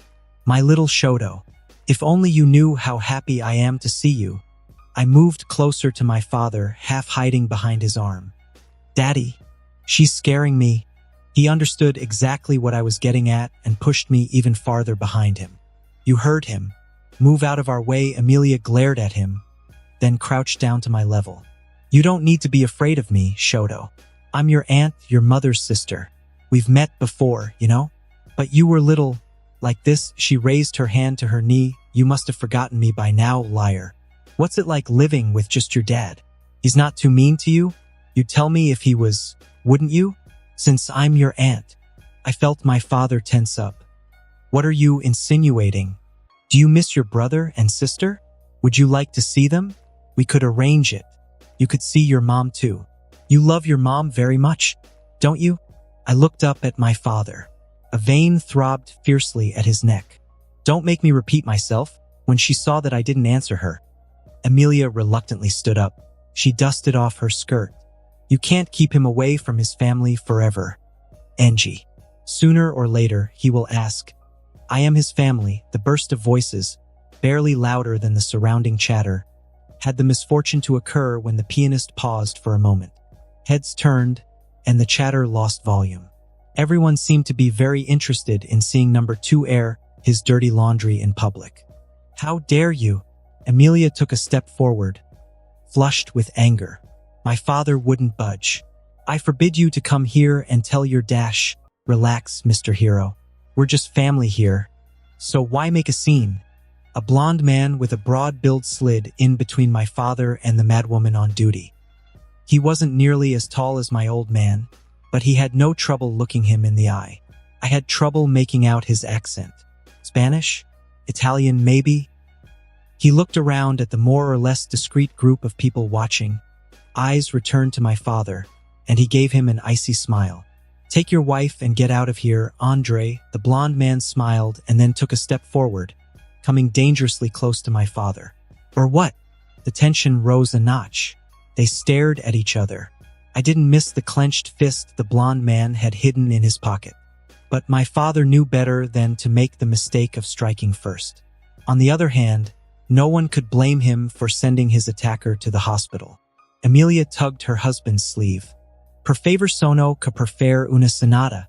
His fists slackened. He continued the staring duel for a few moments, for the sake of form, then took a step back. He put an arm around his wife, but his gaze was still on my father. Contrary to what you may think, I didn't come here to cause a scandal, Emilia said. She sighed. I wanted to talk to you about Ray. How she feels. I suppose she doesn't know that you and your husband ambushed me. A bitter line twisted around Emilia's mouth. You don't know what you've done to her by taking away another of her children. My father clenched his jaw. Her and I have an agreement. Don't make me believe that you don't know, Emilia spat. Again angrily. She's suffering, Engie. Terribly. He didn't even blink. Go away, Emilia glared at him. She rummaged through her microbag and pulled out a post-it note, scribbling on, "Shove the paper into the heart pocket of my suit. Our address, if you ever need anything," without looking back. They made their way through the crowd of curious onlookers to a platinum-haired, blue-eyed boy about my age. He looked at me curiously, his hands in his pockets, mirroring my own behavior, and I was surprised at how much we looked like each other. The same posture, the same bored expression, and the same haircut. Emilia took his hand, and the small family walked away, disappearing into the crowd. The gossipers gathered around us dispersed, glancing at us occasionally and murmuring in low voices. I pulled the post-it out of my pocket. It went up in flames in a second. Did you burn it? I looked up at my father, who never took his eyes off Emilia and her husband until he could no longer see them. I absent-mindedly dusted the remains off my jacket. Until ashes, our table was centrally located, only a couple of feet from the stage. 2 seats labeled Endeavor and Plus faced us. My father pulled out his chair and froze. I followed his gaze to the chair next to it. It was identical to the others. What's going on? What is it? What's wrong? Sit down, he gestured to his chair. My eyes darted back and forth between the two of them, and then I finally gave in, though I was still a little taken aback by his behavior. He sat to my left, where the little plus card hung. What the hell was that? The chair looked wobbly. I didn't want it to collapse when I sat on it, as if I'd believe that. I was talking about what you and Ray's sister did earlier. What agreement did you make with my other progenitor? He frowned. She's still your mother, the one who carried you in her womb for 9 months. Don't be disrespectful. I'm very respectful, because that's what you want. But she's not my mother. He stared at me for a long time, then poured himself a glass of water. Even before our family split up, you stopped calling her mom. Don't think I didn't notice. I watched the pianist get back in the saddle. You told her I was smart, that I'd remember everything. But she didn't listen. Mistakenly. Everyone thought my father was a heartless being who felt nothing. He didn't express his emotions on his face or by changing the tone of his voice. Everything came through his eyes and the way he looked at you with them. The look of concern in his eyes didn't fool me. Do you really remember? I do, from the day I was born. Do you have nightmares? I used to, and then I added, to reassure him, but not since a long time. I had other things to gnaw on than a pyromaniac kid. He nodded slowly, trying to absorb everything I just said. I felt a little sick. So, this deal? What's it all about? He took a few sips, then moistened his lips. We decided to dash Endeavor-sama. If I had expected to see you here, a man in costume, probably a hero in uniform, came to the table. A scythe larger than himself hung from his back, and a mask covered the lower part of his face. He looked like a ninja, albeit one on the verge of retirement. On his arm was a beautiful woman wearing an emerald-colored sari with a veil. The old man has good taste. My father stood up and scraped his chair on the floor. Good evening, he shook the hero's hand and nodded to his wife. As someone who so often avoids such ceremonies, I wonder what could have changed your mind? The old man smiled, and his eyes crinkled into crescents. He turned his gaze to me. Pleased to meet you. Boy, he shook my hand and the couple sat down at the other end of the table. There was only one seat vacant to my right. There was no other guest chair next to it. The old hero sighed. then gazed fondly at the scenery. So many memories. To think that not so long ago I was the one everyone was waiting for. The woman laughed and covered her mouth with her hand. That was over 15 years ago. Already. Time flies. Being number one was no picnic. I tilted my head, my horrified eyes landing on the chair to my right. Fortunately, we can count on youngsters like Endeavor to pick up the slack. Don't tell me. The cavalry arrives like everyone else. Through the door, All Might suddenly appeared in the middle of the room, fists on hips. The light from the ceiling lamps bounced off his blonde hair, casting a golden halo around his face. I wondered if he hadn't stopped by earlier to prepare for his arrival and find the perfect place to land. Celebrities, now groupies, flocked to him. Come on. Come on. There's plenty of the mighty man for everyone. I shot a look of accusation at my father. He ignored me superbly, pretending to admire the walls. Well, if it isn't my good friend Endeavor, All Might, all his autographs signed in a flash, joined our table. I've never heard anyone with such a heavy step. He greeted the couple, who looked incredibly amused. Then his eyes turned to me and he gave me a smile so dazzling I almost went blind. In fact, it's a blessing if I can't see anymore. His molded crotch jiggle like that. I promised myself I'd wash my eyes out with bleach when I got home. And could this charming boy be your son? He put a hand on my father's shoulder. The temperature soared. The old man's wife fanned herself with a towel. My father pushed his hand away without so much as a glance. All Might laughed awkwardly. Haha. Endeavor, you are always so funny, my friend. I'm not your friend. All Might ignored him and sat back, his fluorescent eyes resting on me. He must have decided that I was the less dangerous of the two Todoroki. Wrongly so. And what's your name, boy? Shoto, what a great name. Tell me, how old are you? 8? 9? When I was your age, I was a hero fan. I guess with a father like yours, you want to be one too, don't you? He sent a knowing wink to my father. The latter ignored him superbly, all his attention riveted on our centerpiece. All Might coughed to hide his embarrassment. Would you like an autograph? No, I think I can do something with the napkin, Anno. If the mood was already a little awkward, it was now right down to the wire.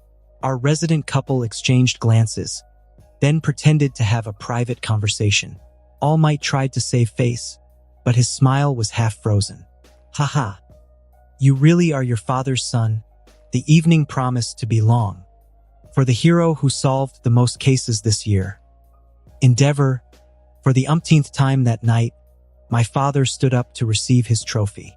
The audience applauded politely as he picked up the golden statuette. He bowed slightly. Thank you, then he left the stage and returned to our table.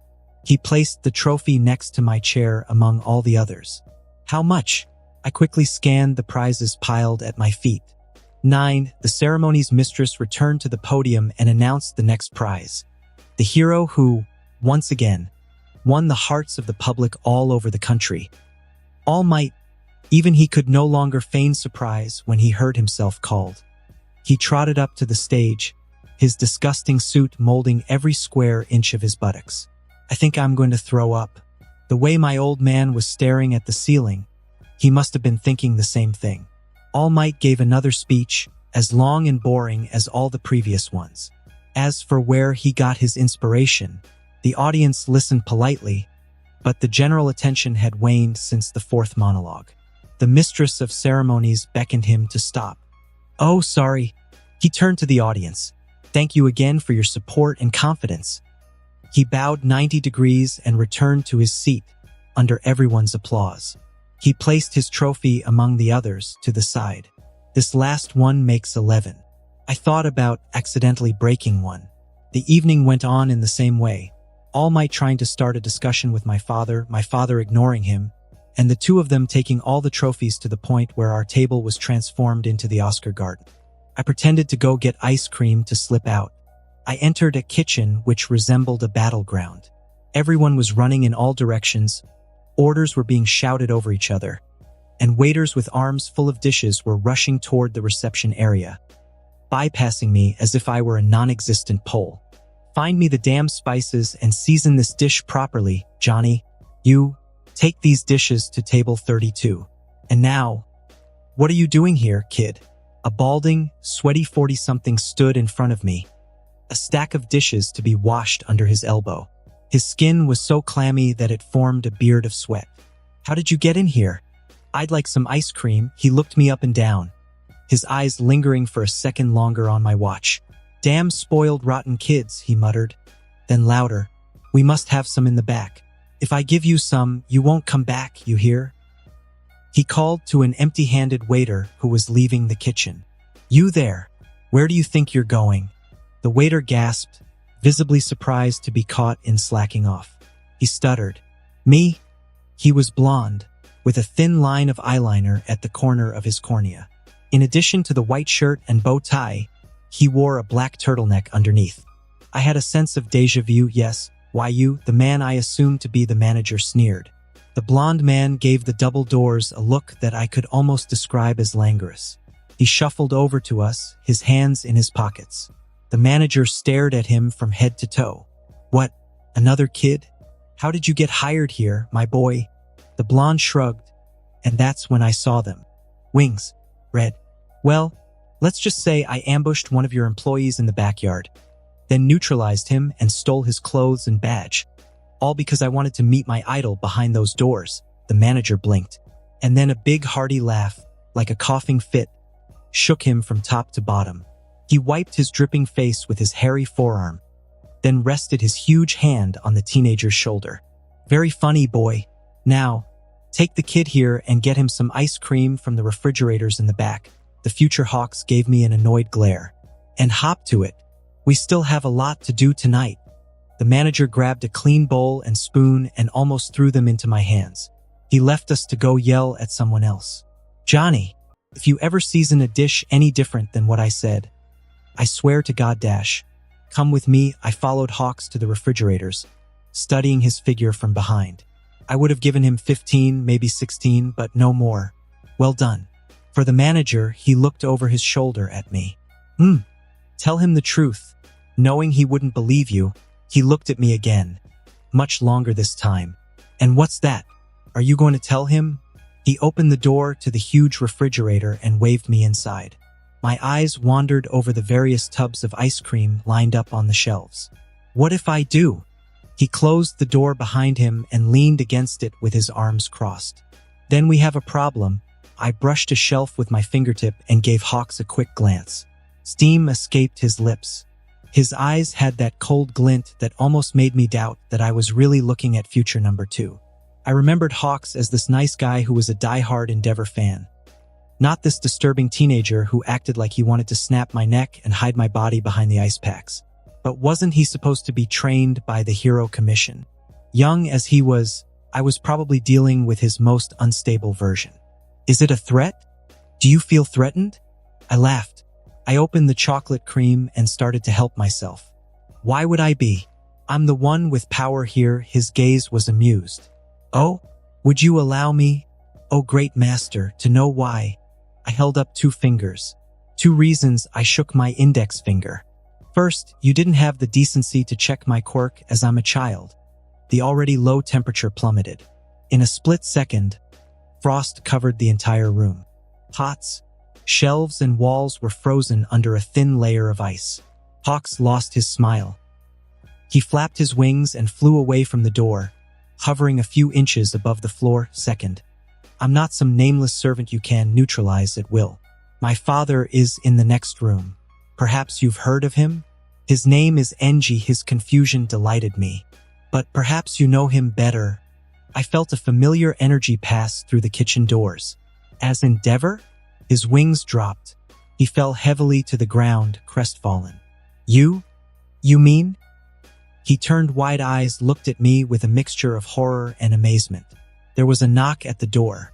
Shoto? You're in there. Hawks looked like he was about to cry. I walked past the boy, my left hand suddenly hot. As soon as I touched the handle, the excess ice on it melted like water. Dad. Hi, he looked at me warily, then back at the puddles on the ground. What's all this? Oh, this. I put my spoon in my mouth and grabbed Hawks, pulling him unceremoniously toward my father. His name is... I have no idea, but he's the one who helped me find my ice cream. Apparently he's a big fan of yours, in a pillow with your head printed on it kind of way, you know. My dad gave me an unimpressed look. He wanted your autograph. By the way, my father looked at him for the first time, clearly unimpressed that he had found a die-hard fan in a refrigerator. Hawks blushed violently. My father sighed, then grabbed a notepad and pen from a passing waiter. He scribbled a few words on it, then handed it back. Hawks bowed 90 degrees. Thank you. Thank you so much. Even after we left the refrigerator, leaving the door wide open, Hawks continued to thank him profusely. I looked over my shoulder and saw him clutching the notebook to his heart. I looked up at my father. Dad, did you use my departure as an excuse to avoid All Might? He pretended not to hear me. And the winner is SHOTO Todoroki. The audience applauded as I stepped onto the rickety podium. The presenter handed me the small golden cup, probably plastic, and shook my hand energetically. A sea of unfamiliar faces and sanctimonious smiling faces greeted me. I heard snatches of conversation amid the surrounding din. He's Endeavor's son, isn't he? Look at that expression. He's one of those kids whose father is never satisfied, even if he's the best. His training must be intense to be able to beat even 15-year-olds this young.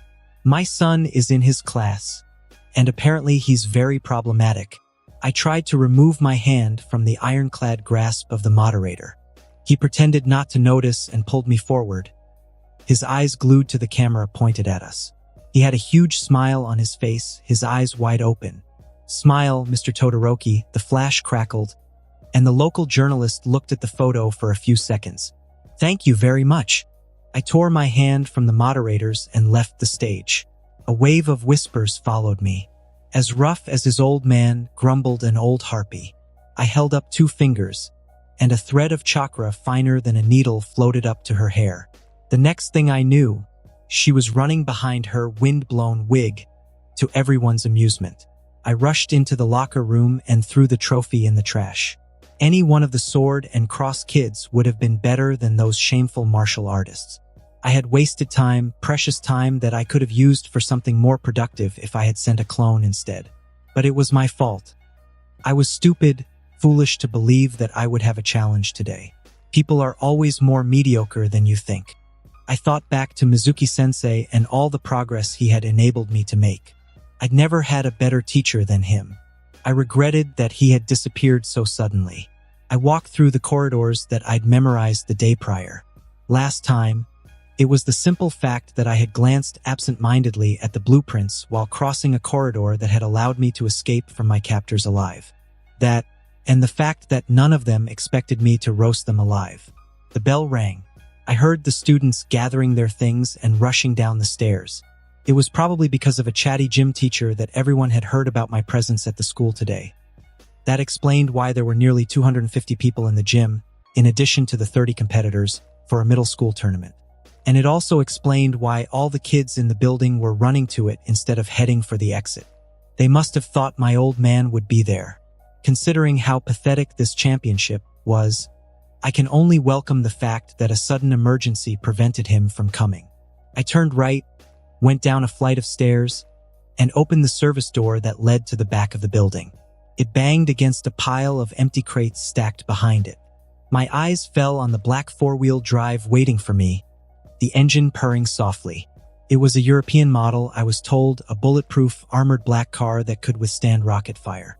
It had taken us a few months to get it, even though my father was a multimillionaire and a hero to boot.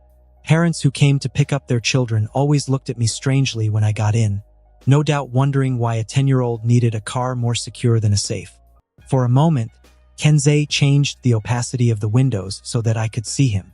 He waved at me from behind the wheel, smiling. I climbed into the seat and fastened my seatbelt.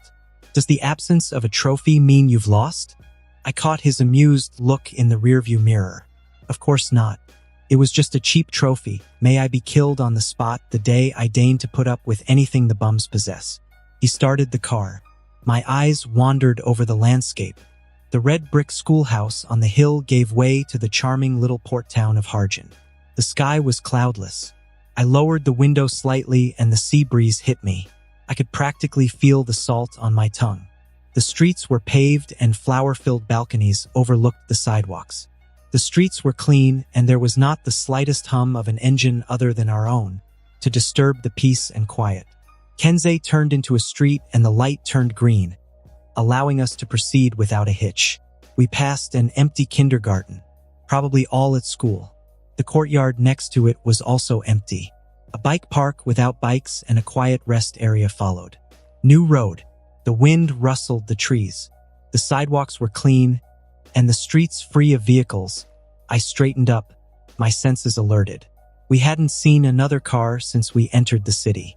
Shops were open, but no one was inside. The windows of the buildings in the business district gave a bird's eye view of the empty offices.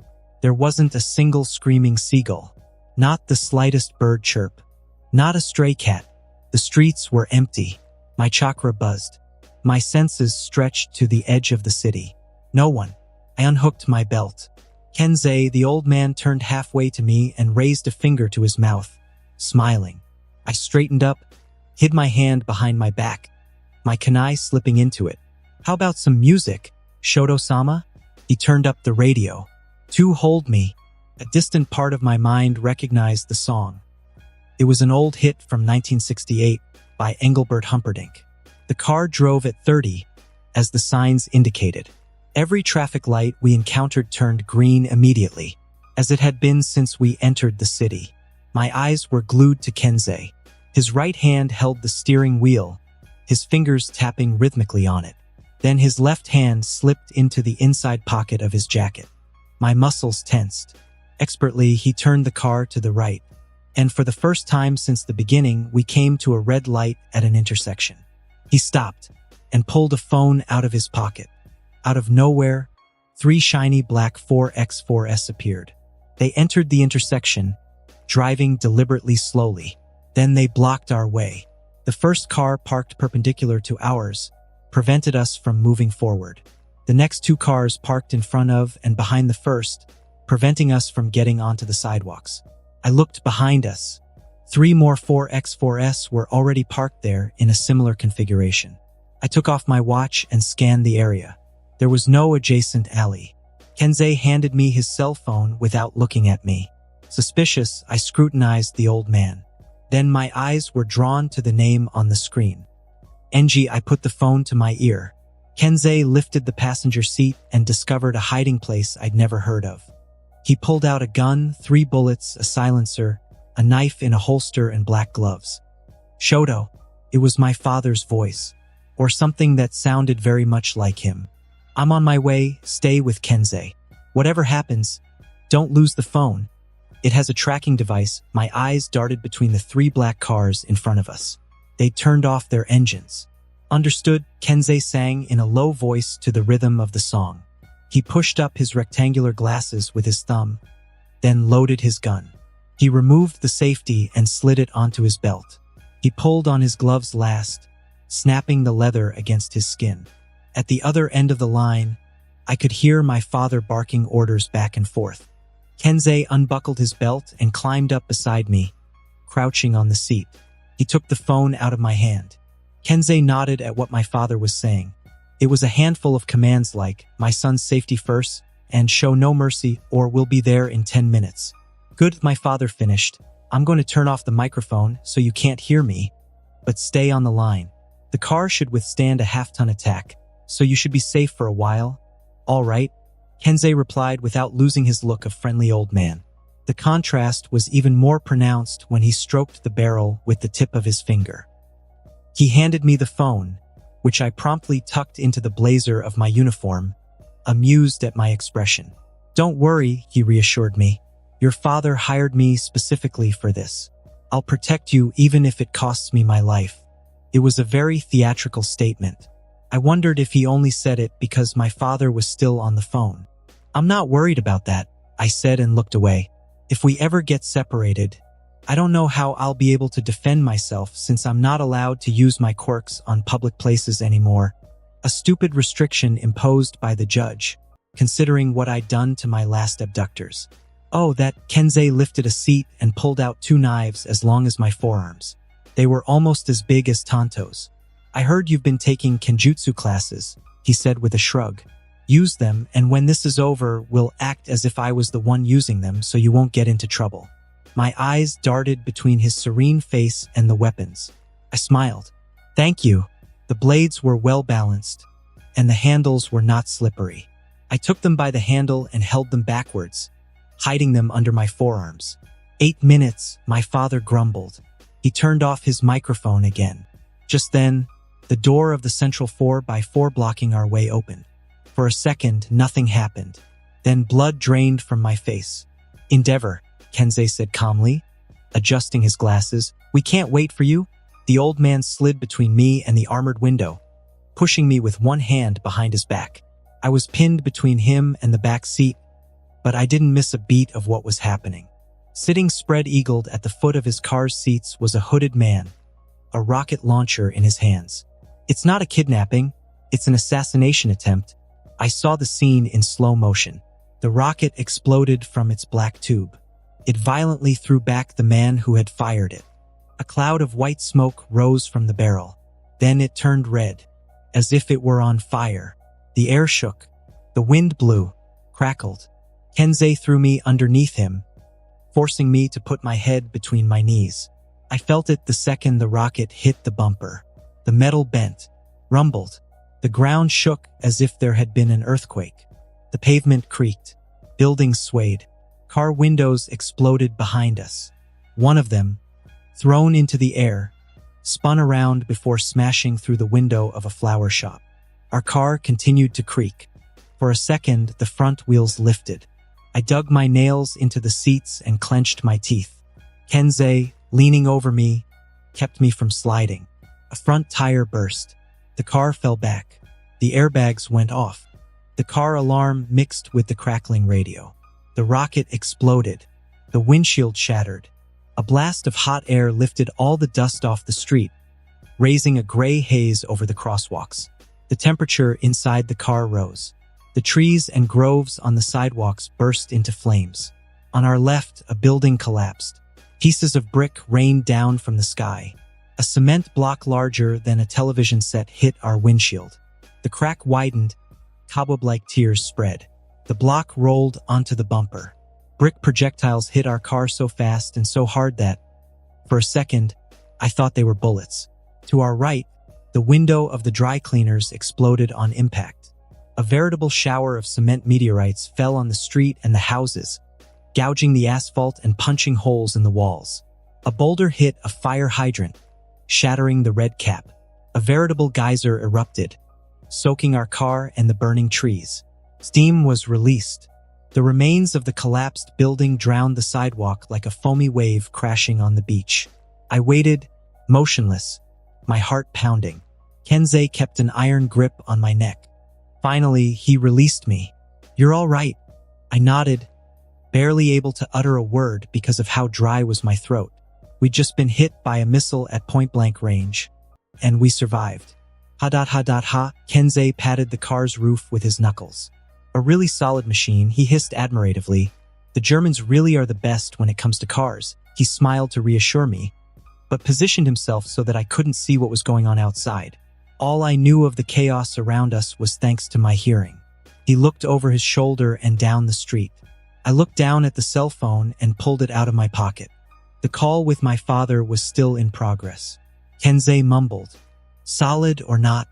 He turned to me, still smiling. "Okay, Shoto," I didn't even flinch. "Things are gonna get tough from now on.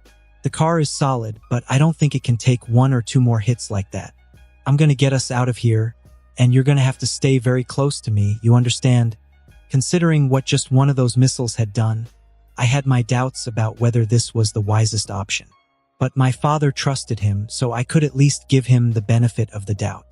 Yes, Kensei tore off a piece of his black blazer and tied the makeshift mask around my mouth and nose. "That's all I can do for now. Try not to inhale too much smoke outside."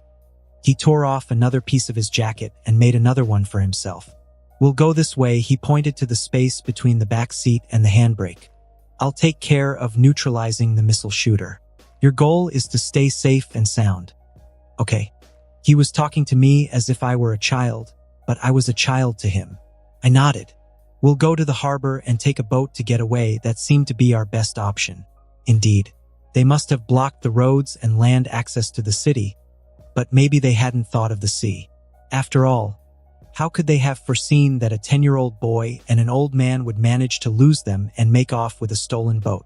If we get separated for any reason, you'll have to hide and wait for your father. I'll make sure they're distracted. Understood. I pointed to the hole he wanted to make. I could freeze them, froze the missile launcher so fast and so hard that he'd die before he knew it. The old man shook his head. You're still restricted in the usage of your quirk. I gritted my teeth. I don't care about restrictions if we die here. Good mindset, Shoto. But that would only tell our attackers that we're out of the car, since your quirk only works by physical contact. Considering the way they've prepared their attack, I think they might even have a way to counter you if necessary, but they didn't know about the chakra. Nobody knew. All right, Kensei activated his quirk and a green light surrounded his hands. I looked around through the broken windows. The mixture of smoke, steam and dust was so dense that I could see nothing but the miraculous street lamp still standing a half-meter to our right. There was no telling when the next rocket would be launched. There was a creaking sound like metal being bent with bare hands. A moment later, Kensei had ripped the floor out of the car, leaving a hole large enough for a grown man to pass through. He hit the jagged edges to bend the sharp pieces and prevent us from cutting ourselves as we passed through. My chakra spread like a net around us. No one. He looked me straight in the eye, then put a finger to his mouth. Then he slipped into the hole. A second later, his gloved hand motioned for me to follow. My pants frayed as I passed. I lay on my stomach, my palms touching the hot asphalt. Kensei stood over me to protect me. His long legs on either side of my body, his head above mine. His quirk enveloped us like a protective cocoon. Shoes, 3 of them, crossed the street in front of us. They reached the rocket launcher's vehicle. Kensei stopped breathing, and so did I. I saw the bottom of the rear door slide on its tracks. The seats creaked. They groaned under the strain, their jerky breaths barely audible over the drizzle falling from the fire hydrant. One pair of shoes climbed into the 4x4. 2 others followed, then descended more slowly than they had climbed. Their soles squeaked as they made contact with the asphalt, where puddles were already forming. Wisps of white steam rose from the hot, humid road. The 2 pairs of shoes walked back the way they'd come, zigzagging between carcasses and pieces of collapsed buildings. They turned the corner onto the intersection. I had already lost sight of one of the shoes when suddenly a pale hand fell and brushed against the asphalt. The fingers scratched the pavement. The shoes stopped, and the hand was lifted out of my sight. They switched shooters. The 4x4 door closed again. I counted 48 seconds. Sliding door. Inhaling. Kensei pinned my head to the ground, preventing me from looking up. I felt the mark of the tiny stones that formed the tar on my forehead. I craned my neck to keep looking. Kensei whispered in my ear. Don't move. There was a click. The shooter put his feet on the road for more stability. My blood pounded at my temples. I inhaled, my chakra swirling furiously beneath my skin. Kensei counted in a low voice, his eyes glued to the cargo pants and polished shoes. 1, 2. Kensei, his green light illuminating his body, lifted our car and threw it at the missile shooter. There was a howl of terror. The missile exploded the 2 tangled 4x4s. Another earthquake shook the ground. A mushroom of smoke and fire rose into the sky. The 2 cars rolled towards the intersection, the explosions startling them in fits and starts. Kensei lifted me by the collar of my t-shirt and threw me onto his back. I clung to his neck as he crossed the street from where we'd arrived, in the opposite direction of the 2 4x4s that continued to explode. Kensei zigzagged briskly between mangled cars and pieces of collapsed buildings. A thin rain was still falling on the road, sticking my hair to my forehead. I brushed it out of my face. I heard another building collapse behind us. The whole neighborhood shook. Kensei lost his footing for a second, but caught himself immediately. The neighboring buildings fell like dominoes. Boom, boom, boom, boom. It was like bombs exploding one after the other. I could hear people running across the rooftops, but I still couldn't feel them. Suddenly, there was a burst of gunfire. They're riddling the street. A burning wind cleared the smoke behind us, giving them a bird's-eye view of the ruin we were leaving behind us. Kensei jumped over a half-charred tree that blocked our path. We passed the van that had landed in the window of a florist's shop. "Are you hanging well?" I could hear footsteps on the street across from us. Dark silhouettes appeared behind the gray smoke. "Yes," Kensei straightened his legs, the green light swirling around him. He jumped almost 4 meters into the air. The air whistled. A whirlwind of wind surrounded us, chasing the smoke around us, as if we were cutting through it. Bullets whizzed past where we'd been a second before. Kensei landed softly on an orange-tiled roof. His shoes crunched on it. A hooded sniper with his back to us, yellow-rimmed glasses screwed onto his nose, lay only a meter away. The second he raised his head, Kensei slipped behind a tall chimney. Silence. Down below, the street continued to be shot at. Slowly, Kensei set me down on the ground. A bead of sweat rolled down his temple. He pointed at the sniper through the chimney, then motioned for me to be quiet. I nodded. He leaned forward slightly to watch our shooter. The fog was still quite thick over the rooftops. If Kensei was discreet enough, it was possible that none of the other snipers would notice the disappearance of one of their own. Our sniper began firing again down the main street. Kensei waited until he'd emptied his bullet out, then pounced. There was a muffled sigh and the sound of a body collapsing. The next thing I knew, Kensei was back with a black helmet, a CRS shield, and a body he forbade me to look at. "Come here," he tried to put the helmet on me, but it was too big for me and too small for him. Kensei finally let it fall to the side. He took off his belt and threaded the strap through the handle of the shield. Finally, he put the shield behind his back and tucked the belt back into his pants to secure it. A green light surrounded the shield.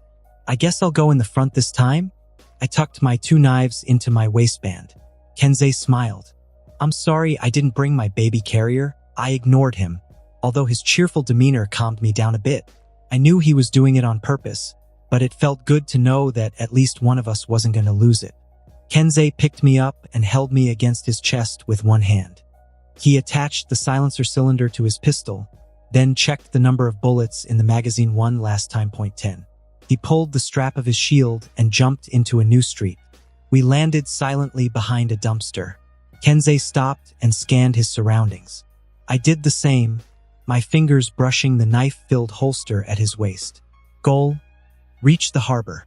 A hand sprang from the back of the container. Kensei crouched down and brought his foot down on the attacker's knee. The sound of cracking bones echoed through the alley. The hooded man's eyes widened. Kensei rose like a snake as the man collapsed. Kensei struck at his throat with outstretched fingers, crushing his windpipe. His mouth opened with a faint scream. The man fell to the ground with a thud. His blue eyes went blank. Kensei aimed his silencer at the man's head. He covered my eyes. The next thing I knew, we were back in the maze of the ghost town. A man, gun in hand, emerged from a shop and stood back to us. Kensei slipped behind a low wall, tense as a bow. There was a crackling sound, like a radio going off. "Delta Team, Building B12 is clear." Over intercom noise. "Commandment, join Gamma Team in Building A13. We haven't heard from them in a while." Over, if Building A13 is the tobacco shop we just passed, they wouldn't find anyone alive there. But it will put them on our trail. "Did you hear that? Diamond formation and we're off." The sound of boots hitting the pavement. 3, no 4. They walked away. Kensei waited a few more seconds, his chest rising and falling rapidly. He wiped the sweat dripping down his forehead with his forearm. His lips pressed together. He met my gaze and his mouth broke into a reassuring smile. He was good, very good. Far better than anything I could have imagined. But he was in his early 80s and carrying both my weight and his was proving difficult. He was taking more frequent breaks, walking slower than he had in the beginning. I had faith in my father's decision, but I wasn't sure we'd make it to the port. I could tell him about the chakra, I could tell him that I could walk much faster than he could. I could tell him that all I had to do was shunshin a few times and we'd be out of the city. I could tell him, but it was only because Tuya didn't know about it that I was still alive. So I closed my mouth and offered him an almost liquid ice cube. He lowered his mask and put it in his mouth, gratitude visible on his face. And then we were off again. Kensei moved slowly, trying to save his strength. He was sweating heavily, but his grip on his gun was firm. He entered a narrow stone alley. The walls were so high that he couldn't even see the roofs.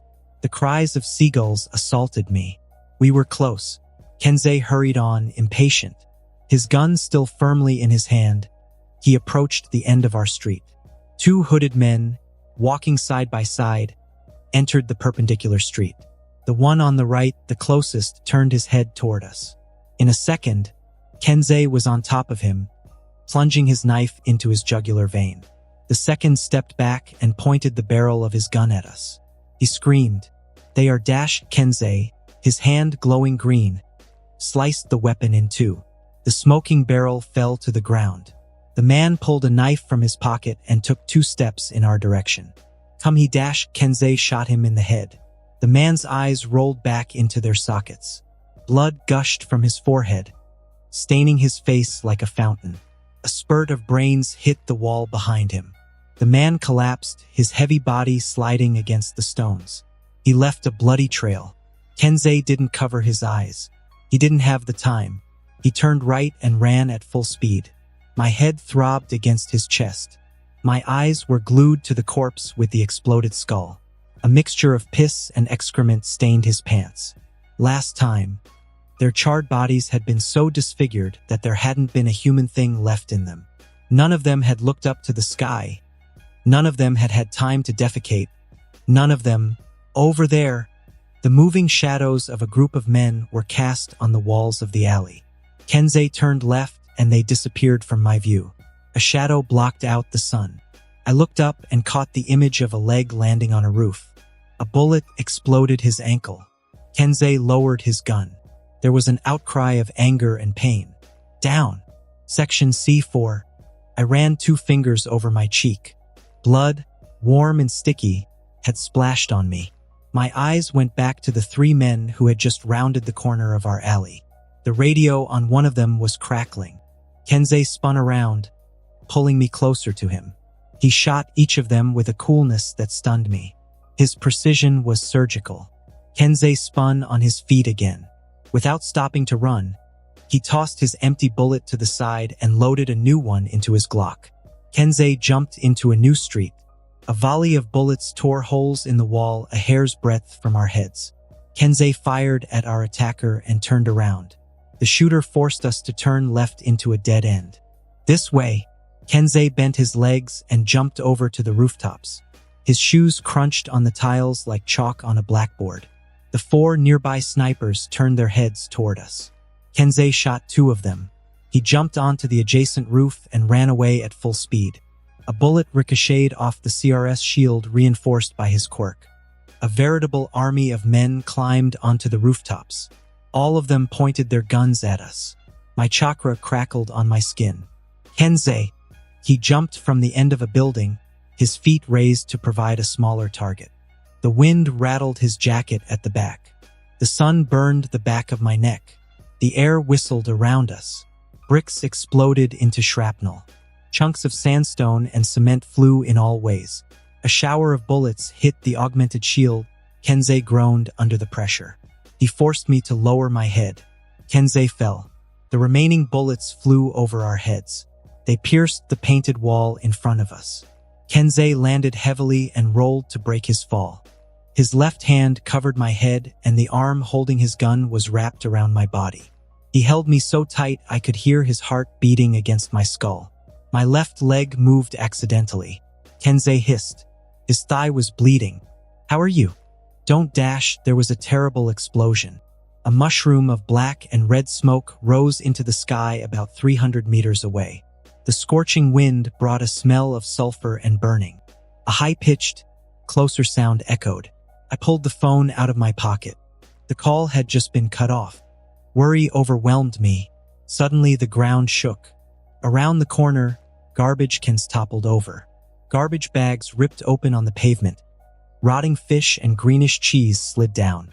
Pieces of tiles fell from the roofs, shattering like glass when they hit the floor. Kensei pulled me under an alcove carved in the wall. There was a scream of terror. A man fell a few meters away from us. Sharp pieces of brick fell on him like rain. His left arm was flattened under his body. The shoulder torn apart on impact. There was a growing pool of blood around his head. For some reason, he wasn't wearing a balaclava. His cracked lips moved in a last whisper. His eyes lifted to the sky. He froze. Let's not stand still. With one hand on his bloody thigh, Kensei lifted me back on him. He entrusted me with his gun while he wiped his bloody glasses. My eyes went back to the body. There was no need to shoot him. I'm going to need your help, Shoto, okay? I'll take care of getting us out of here. And you watch our backs. Cracks spread across the shaking ground. Even though Kensei was carrying me, I could still feel the dizzying heat. I don't know how to shoot. Kensei wiped his brow. His eyes were glassy. You don't have to shoot well. You just have to shoot enough to scare them. Despite the fact that he was pissing blood in a dark alley with a child he could have abandoned long ago to save his own skin, Kensei found a way to smile. I couldn't understand him. Are you ready? I fumbled in the inside pocket of my jacket. The cell phone was still there. Yes, Kensei put his hands under my legs and pressed me against his chest. I wrapped my left arm around his neck and aimed the gun at his back. We're gonna go very fast, he said. Hold on tight. Green and black light surrounded his legs. He burst out of the alley so fast that I stopped and blinked stupidly. My hair flew around my face. The icy wind cooled my clammy skin. I blinked, amplifying my vision as much as I could with my chakra to lessen my tunnel vision.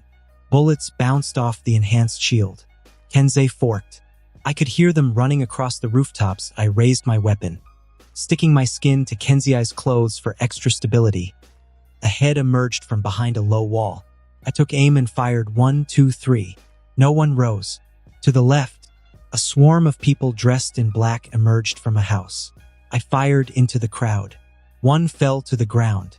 The others threw themselves aside. Almost there, Kensei gritted through clenched teeth. The alley's narrowed. Shadows moved from rooftop to rooftop. I fired into the air. Soon, the trigger shot into empty space. There were no more bullets. I reached for Kensei's holster, ready to draw my knives. Kensei interrupted me. Don't make me lose my balance. His skin had turned an ashen gray. Even his sweat was icy. Without stopping, Kensei pulled a set of 6 cutlasses from the inside pocket of his suit and handed them to me. They were small blades about the size of my fingers. The smell of salt rose to my nose. The cries of the seagulls became shrill. My eyes were glued to the rooftops. One of them jumped. My knives pierced his Achilles heel and femoral artery. A spray of blood stained the walls. My eyes surveyed the area. I could clearly hear the change in terrain as Kensei's shoes hit the wooden pontoon. I straightened up slightly, letting him support my feet. A group of men, armed to the teeth, burst out of an adjacent alley. I injected chakra into my empty gun and threw it with all my might. The weapon hit one of the mercenaries in the head. He stumbled, his eyes rolling back into their sockets. He fell backwards, crashing into the guns of his comrades. Kensei was no longer running, he was jumping. With each huge leap, he dug holes in the wooden planks of the docks. An armada of hooded men arrived at the rooftops. I threw my knives without thinking, determined to stop them. One of them fell from the building with a knife in his throat. A battalion of armed men burst from my left. I forgot about the snipers on the rooftops to slow down the new arrivals. Just then, another swarm of mercenaries came out of the city we'd come from. My heart pounded in my chest. I was out of knives. Kensei! A bullet missed my head by a hair's breadth. Kensei opened a sliding door. I hid my head in my arms and strengthened myself with chakra. Someone screamed. Don't let them in! Dash! The door slammed behind us. A swarm of bullets pierced the wooden door. Kensei put me down and dropped a cabinet full of tools in front of me, blocking the exit.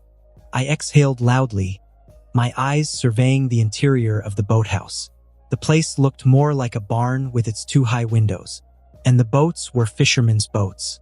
I turned my attention back to the barricaded door. They had stopped shooting. Kensei was already at the side of a small motorboat, trying to connect two wires. I rushed to his side. He took a moment to check on me, smiling softly. Sweat beaded his forehead. He pushed back his glasses with his fingertips. "See? We made it." I nodded as he leaned forward and adjusted the mask around my face. "Good, now you dash." There was a thud. Kensei's eyes were still on mine as he collapsed to the ground. There was a hole in his head. Distractedly, I touched my forehead, my eyes never leaving his. His blood was on my forehead, and I felt something hot on my lips. "How?" "Get down!" Someone shouted. I said, "Get down." "Hands on your head." Kensei's mouth went slack. His eyes went to the wooden frame, the two windows upstairs. "Get down!" The bullet was lodged between his eyebrows. Dark blood rolled down his nose, sliding down to his cornea. It looked like a blood tear. "Get down or we'll shoot." I looked at them. There were many of them. Far too many. All their guns aimed at me. I felt empty. A fly swirled above Kensei. It landed on his glassy eye. "Get down!" The fly crossed his eyelashes. It stopped at the tear of blood. It drank. His hand was like a bundle of bricks on my neck. They moved forward. It was like I wasn't myself anymore. As if I was just a spectator of my own body. Of my own will. He opened the door. My left hand twitched. "Get down!" The heat was rising. Chakra crackled on my skin. Flashes of lightning made my hair flutter. "If I die, you die with me. You will all die with me." Endeavor fell from the sky like an avenging god. Blood trickled from a gash in his eyebrow, staining his eyelid and beading his lashes. He blinked to clear the droplets that were turning his vision red. His skin was glowing, burning, streaked with veins the color of lava. Steam seeped from every pore, heating the air on contact, as if he wanted to set it on fire. "Endeavor!" His sidekicks fell from the sky a few meters away, out of breath from the flight. "Wait, dash!" One of them bent over and vomited. Under Enji's feet, the dock caught fire. The water around bubbled under the heat. His blood pounded so hard in his ears that he couldn't hear anything else. His feverish gaze was fixed on the boathouse. He kicked open the door. A sickening smell of burning flesh and urine wafted back. He stepped forward without noticing, his crazed eyes piercing the place from side to side. His heart pounded against his chest. An icy sweat rolled down his burning skin. "Shoto, Shoto, Shoto." A terrible foreboding gripped his chest. There was blood everywhere. Blood on the floor, splattered on the walls, turning the water red. There were headless bodies, breasts with holes in them, arms. His eyes fell on a silhouette drawn against the blue horizon of the sea. He breathed heavily, his shoulders rising and falling unevenly. His two-tone hair fluttered in the sea breeze. His blazer was long gone, and all that remained of his shirt were torn shreds. He stood in the middle of a pile of corpses, a long knife in each hand. Enji exhaled in relief. He stepped on a crushed head, almost slipped on a severed arm, and barely noticed. His blue eyes could not turn away from his son even for a second. Shoto turned slowly, as if the sound of the door being kicked in had reached him a second later. His eyes met his dad's. "Ah, Dad." Enji's heart missed a beat. His child was covered in blood, as if he'd bathed in it. "Shoto," he whispered. Ignoring the potential danger, the man rushed to his son. He checked his head, his small arms, and his stomach to make sure that he was really there, that it wasn't an illusion. The boy flinched when his fingers brushed his cheek. Endeavor cupped his face and gently turned it to get a better look at the wound on his left cheek. "They've gouged out one of his eyes." An icy fury gripped him. Slowly, Shoto ran his fingers from his eyebrow to his eye and down to his cheek, as if he was just realizing he'd been wounded. He looked at the blood on his hand before muttering. So this face was fated to be marked, whether I liked it or not. Endeavor frowned, not understanding what he was getting at. Shock, surely. His heart sank to see him in such a state, looking haggard and with lost eyes. He took his child in his arms and carried him out of this horror hangar. The bridge would serve as a temporary helipad. His henchmen took care of putting out the fire he'd started. The sea was no longer boiling. Black vans emblazoned with the logo of his agency arrived with screeching tires. His deputy, Masami, jumped out before the first car had stopped. The helicopter will arrive any minute now. His eyes fell on the child his boss was holding. So this was his only son, the one for whom Endeavor had dispatched nearly 300 people. Close the hangar's doors and don't let anyone in. Masami watched the building. The sliding door was half smashed in, but it was too dark to see anything. The smell, however, was unmistakable. Masami nodded darkly. I suppose no one survived? An helicopter appeared on the horizon. Masami dropped his question and took charge of getting everyone off the makeshift runway. A hangar like this must have cameras. Find them, and find out who the hell they are. Masami nodded as Endeavor and his son climbed into the helicopter. As soon as the chopper landed on the roof of the hospital, a team of doctors with stretchers rushed to the new arrivals. Endeavor placed his son on it, then stepped back, his imposing presence still nearby. Shoto was forced to lie down. A nurse attached an oxygen mask to his face. He's lost a lot of blood. If we don't take care of his eye, wouldn't this be the best time to attempt another assassination? Shoto laughed. The sound surprised Enji. The injection must have worked. He turned his head to the side, his pale hand reaching for Enji. He came closer and wrapped his fingers around hers. His skin was unusually cold. To say Endeavor was worried was an understatement. He hadn't slept since they'd picked up his son the day before, and he had been at his bedside ever since. He'd been directing operations over the phone, giving orders to begin the witch hunt. Masami had sent him a report on the scene and an initial expert assessment of what had happened. He hadn't realized it at the time, too obsessed with the idea of getting his son out of here, but seeing the pictures of the carnage in daylight and in peace was another story altogether. It had been a slaughter. Arms had been ripped off and heads torn from their bodies. So much blood had been spilled that you couldn't even see the ground. The water had turned red. The worst part was the bodies. Endeavor had a long career behind him, and he'd rarely seen this level of violence. Slit throats, fine. Limbs torn off, fine. But there were at least 3 bodies with gaping holes where their hearts used to be, 2 that had been burned so intensely. But that wasn't fire. Fire didn't burn like that their flesh had turned black, and 3 that had been found drowned. And the others? Enji put down the Polaroids, disgusted. His eyes trailed back to his son. An intravenous line was attached to his arm, and a mask allowed him to breathe properly. He had been placed in a medically induced coma until the 2 doctors arrived from the US with the right quirks to regrow his eye. He looked peaceful. Enji smiled a little and gently pushed a lock of hair back from his forehead. It was strange, this situation. Enji had never really wanted to have children. In fact, he would have adopted if he'd really wanted to. Then his father had died. It had set off a series of events he hadn't been able to stop. His obsession with power, his commitment to the army, his determination to surpass all might. Enji wouldn't let him be number 1. He couldn't help it. Something visceral, primitive, something deep in his being urged him to give himself over and over again until victory. But there had never been any victory. When he found Rei, Enji was at one of the lowest points of his life. He had not thought much about it. He had promised to take her away from her hateful parents and to give her a happy family.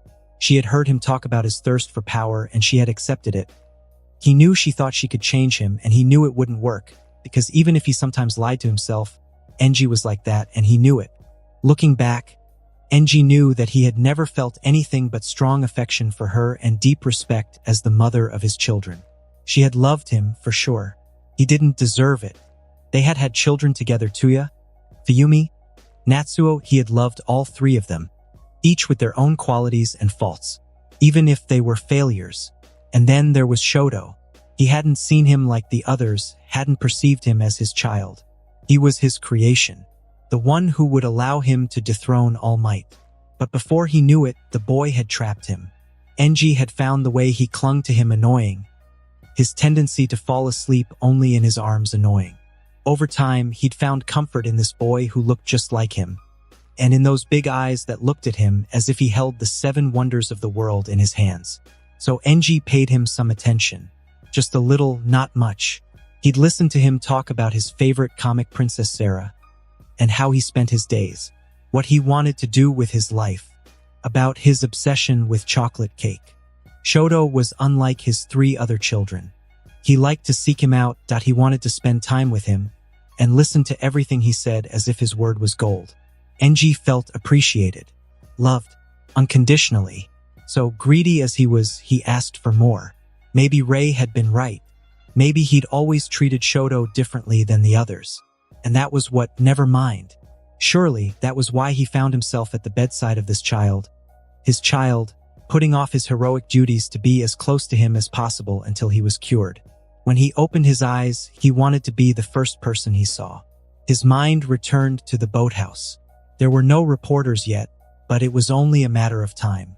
If he made a request to the prefect, he could have the matter hushed up. Because if the public found out what had happened there, he would lie for his son. He'd convince his henchmen and subordinates that it was all their work, that they'd been blinded by their desire to save him. He would talk about the guns, the fact that they had gouged out his eye, that his bodyguard was killed. It might work, but the media fallout would be terrible. It would look that they had been lace, that their behavior was no better than that of villains. Endeavor could handle it. Bad public opinion was nothing new to him, even if this time it would be particularly virulent. As for his subordinates, no, this case wasn't supposed to get out. Enji ran a hand over his exhausted face, his eyes still fixed on his son's pierced eye. The scar from that fateful day would stay with him for the rest of his life. He got up, grabbed his cell phone, and stepped into the hallway to make the call. His eyes never left his child, whom he could see through the glass wall of the hospital room. "Endeavor-san," said the prefect's friendly voice on the other end of the line. "I wasn't expecting you to call. What can I do for you?" Enji explained the situation, the attempt of murder on his son's life and what had followed. He mentioned several times that he hadn't used his quirks and that everything he had done was a result of his skill with bladed weapons. He added that he was training to be a hero, that he had the interests of others at heart, that he had lost control because he was very close to Kensei, and it had affected him personally. Enji had closed his eyes after telling his lies, ashamed to use the old man's memory like that. He hoped that wherever he was, the old man would forgive him. The prefect was at first astonished, then surprised and finally deeply shocked when he saw the pictures. Understanding, too, poor child, he'd said, to have to resort to such means to save his life. He had sighed. He must have been terrified. Enji said nothing. The prefect had finally come to the conclusion that there was nothing to discuss. The social uproar that could be caused by the release of such information to the newspapers. They had to cover it up no matter what. At no point in his explanation of the problem did Enji consider that Kensei could have carried out such a massacre. The old man had been excellent in his youth and might have been able to do something similar in his prime, but his physical condition no longer allowed it. Besides, Shoto was his son. Enji knew him better than anyone else. Even though he looked like him, he wasn't really like him. And even less so since Tuya. Enji thanked the prefect and then hung up. He took his place at his child's bedside again and listened to the steady beeping of the EKG. His role as a father was to protect him at all costs, and that's what he would always do, even if it meant he had to die for him. When I opened my eyes, I was blinded by the light in such a way that my vision was blurred. My eyelids and my retina were burning as if a liquid fire had been poured on them. I groaned and buried myself under the sheets. "Todoroki-san? Is something wrong with your eyes? It's obviously too bright." Close the curtains, the tone and voice were more than familiar. I lowered the sheet a little and peeked out. Black dots danced in my vision. "Dad?" The room was so dark I could only make out the outline of his silhouette. His unevenly spiked hair moved as if he were leaning forward, and his arms were crossed over his torso. "You've just woken up from several hours of surgery," he explained as I tried to sit up. "Take it easy." His head turned to the nurse standing quietly in the corner. She rushed to my side and arranged a pile of pillows behind my back. My throat was dry, and I had barely touched it with my fingertips, frowning, that the nurse was already at my bedside, a glass in her hand. Sip after sip, my blurred vision cleared. I could see her half-face bathed in darkness. Only a glowing bedside lamp illuminated the room. My father gave the nurse an approving look, well, as approving as he could manage with his furrowed brow and sullen expression, and she promptly stepped back. "I'm going to get the doctor for a checkup," she said, her eyes fixed on her shoes. "I'll be right back." She slammed the door in her haste to escape. I would have almost laughed at my father if my throat hadn't been so itchy. I drank my glass in one gulp and gladly took the other two he handed me. "Good," he said calmly when I'd finished. "What's the last thing you remember?" I frowned and took my time to answer. "Who are you?" He turned so pale that I couldn't help myself and burst out laughing. "Very funny. Now answer, so I know which doctor I have to chastise for failing your operation." My smile immediately disappeared. "Operation?" He stared at me before he sighed, his gaze suddenly softer. "You lost an eye. The surgery was to grow one back. It was this morning and—" "Wait, the doctor said you shouldn't—" I'm fine. I just need a mirror." So this face was fated to be branded whether I liked it or not. My father stayed close to me, supporting me by putting a hand under my elbow to help me stand. My legs were stiff. How many days had I slept? The tiles were freezing cold. My toes kept hitting against them, threatening to roll under my foot and knock me over. I clung to the door frame and took long breaths to calm myself. The bathroom fixtures were nothing but yellow blobs. The toilet and shower kept changing places, preventing me from knowing if what I was looking at was left or right. My father's hands hovered over me, ready to grab me at the slightest sign of weakness. It's okay. I can do it myself." New step. I stumbled and caught myself at the sink. His hands were already on my shoulders. I pushed him away without much effort. I met my own reflection in the mirror. Where the original Shoto had its burn, a knife had carved me. It was a vertical scar, no finer than a pencil, that crossed my eyebrow, my eyelid, and stopped halfway down my cheek. The stitches were delicate, as regular and numerous as the bars of a retainer. I stroked them gently, working my way up my unnaturally stiff cheek to my pitted eyebrow. Hair would never grow there again. They said they couldn't remove it because you were secreting too much beta factor too fast or something. Your collagen fibers would have intertwined anarchically. As I understand it, I looked up at my father. He looked at my scar with a worried expression, as if it were a personal failure. Swollen purple circles surrounded his eyes. His hero suit was still charred in places. I forced a smile. "This is all very Kakashi-esque." "Who is this Kakashi?" "An anime character. He's really tough, he mumbled. "You watch cartoons? That means I'm badass like him." He frowned. "I could try to find someone to tone it down for you, or at least change the color so it's less noticeable." I hesitated for a second. When a doctor who can regrow an organ says it will never go away, I don't hold out much hope that anyone can do it. "No, I like it that way." Dad stared at me in silence, looking worried. "Are you sure you're okay?" "Everything is fine." I went back to bed and slipped under the covers. Dad was sitting at my bedside. I took a moment to look around the room in the dim light. I could make out the outline of a sofa and a flat-screen TV. There even seemed to be a bookshelf on the right. To the left was the half-open bathroom. I didn't need a light to know that the room was more worthy of a 5-star hotel than a hospital. "How long have I been here?" "Only 3 days." I nodded and kept watching the around me until he decided to say what was on his mind. "You almost died, but I survived. Thanks to Kensei, who is dead. I thought you were ready, that we were, and that we could live." He fell silent. Then he poured himself a glass of water, avoiding my gaze. He sipped it, as if to give himself time to collect his thoughts. "I've spoken with the prefect. We've agreed that every last news item mentioning your existence on the internet will disappear. The prominent journals will also withdraw their articles." I cleared my mind. "What does this mean? That you're no longer my son?" I waited speechlessly for him to add something, but he said nothing. "Are you kidding me?" The temperature rose. You're not even 10 years old and you've already survived 2 kidnapping attempts and 3 assassinations. My chakra hummed under my skin.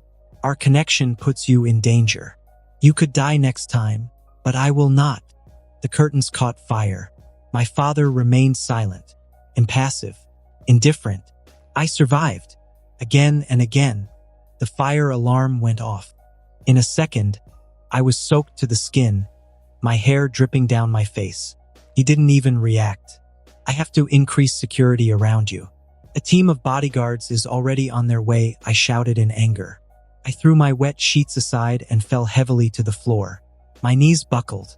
My father straightened up, his hand instinctively reaching across the bed that separated us. Pushed him away. And what's this? You're going to send me to the other side of the world. He grunted. Go back to bed, to a place where the walls are too high for me to climb? A place I won't leave until I'm a grown-up. I pushed my hair back from my face. Shoto, yes, I almost died. But I survived. And now you're punishing me? He carefully walked around the bed and raised a hand to calm me down. You need to lay low until things calm down. They knew your schedule. They knew how to get you out of the car. They planned how to get rid of Kensei. Tell me one time I've ever complained. Just one. He opened his mouth and closed it again. It never happened. And you know it. I raged. Not even when Tuya almost drowned me. Not even when he ate my finger in the fire. Not even when Natsuo accused me of killing him. The beast roared, gnawing at my stomach and burning my throat. Spit splashed my lips. Not even when half our family turned their backs on you and I chose to stay with you. My father flinched. It wasn't enough. Not even when I had to burn 3 men alive to stop them from blackmailing you. My voice cracked. My eyes watered. I bit the inside of my cheek until it bled to chase away the weakness. I never complained. Not even once. So please, don't do this to me. I could picture the next few years of my life very clearly. Alone on the other side of the world, in a prison that looks like a hotel for rich kids. I'll be watched every second of my life, even when I sleep. I'll be counting the days, wondering when he'll come and get me out of this hole. When I'll be able to live again, if he ever comes. My father cleared his throat, his eyes shining. His voice was hoarse. Everything I do it for you, and at that moment, I understood that he would send me there, even if I had to hate him for it. Because SHOTO Todoroki always did what he thought was right, even if the whole world had to turn its back on him. I didn't think. With my back to him, I rushed to the window and opened it. Then I jumped onto the tracks and looked down. 3 floors, piece of cake for a ninja. Try to force me and I swear you'll regret it. Shoto, he growled, get down right now. He tried to keep a straight face, but I couldn't hide the sheer terror in his eyes. Or what? You're gonna send me to a boarding school on the other side of the world. The cold wind rattled the flaps of my robe. One hand on the window, the other in my hair. I risked another step backwards. The door opened and a crowd of doctors stood on the threshold in surprise. We could try 1 weekend every 2 months. In your dreams, I smiled wickedly at him. He looked annoyed. You wanted to show me you could scare me, fine. Now get down, I shook my head. Stop moving or I'll jump. He froze just a meter from the window, arms outstretched. Swear to me you won't force me to leave or I'll jump. I glanced over my shoulder. Don't try it, you know what I am capable of. I meant the shed. I'll do it without hesitation. He swallowed hard. Okay, fine. I won't send you anywhere. You'll stay in Japan. I'll stay with you, I insisted. Promise me I wasn't going to be fooled this close to the finish line.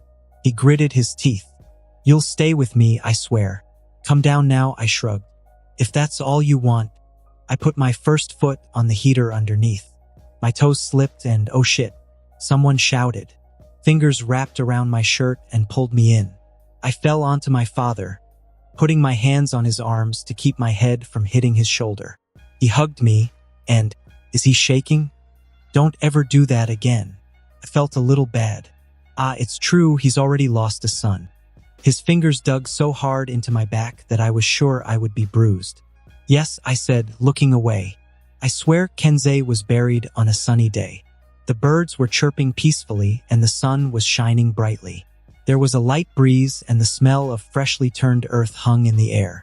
His family, a man and a woman, a teenager, were huddled close to his grave.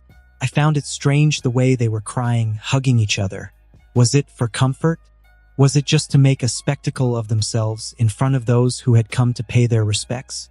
I ran 2 absent-minded fingers over my black mask, making sure it covered my face properly. The line moved faster than I would have liked. Within minutes, it was our turn to pay our respects. My father spoke for both of us in his strong, clear voice. He shook hands with the couple and exchanged a few sentences with them. My eyes darted to the teenager. He was crying his eyes out, wiping his face with his sleeve and sniffling heavily. The same hair as Kenzie's. My mouth opened automatically. Your grandfather died to protect me. The boy looked up at me. My father stiffened and squeezed my shoulder. The child's parents remained silent. I felt their eyes bore into my skull. He didn't die because of you, he said. He did it because it was his job. He knew the risks, and so did we. He was smiling, and it was really weird because he was crying at the same time. He died a hero. I tilted my head to the side in confusion, my eyebrows furrowed. Was he missing a screw? A hero? If it had been me instead of that boy. Dad hurried to finish his formalities and bowed from the waist down. I imitated him without a word. Endeavor-san, the woman whispered. There's really no need. I didn't need to look around to know that we were being watched. My father straightened, nodded one last time, and we walked away. There were small groups of people everywhere, talking in hushed tones. Someone approached and announced that the rest of the ceremony would take place in the guest house. A meal would be served. This was also strange. Who organizes a buffet at a funeral? Another thought crossed my mind when I saw the contemplative look on my father's face as he stared at Kenzie's tombstone. How well did you know him?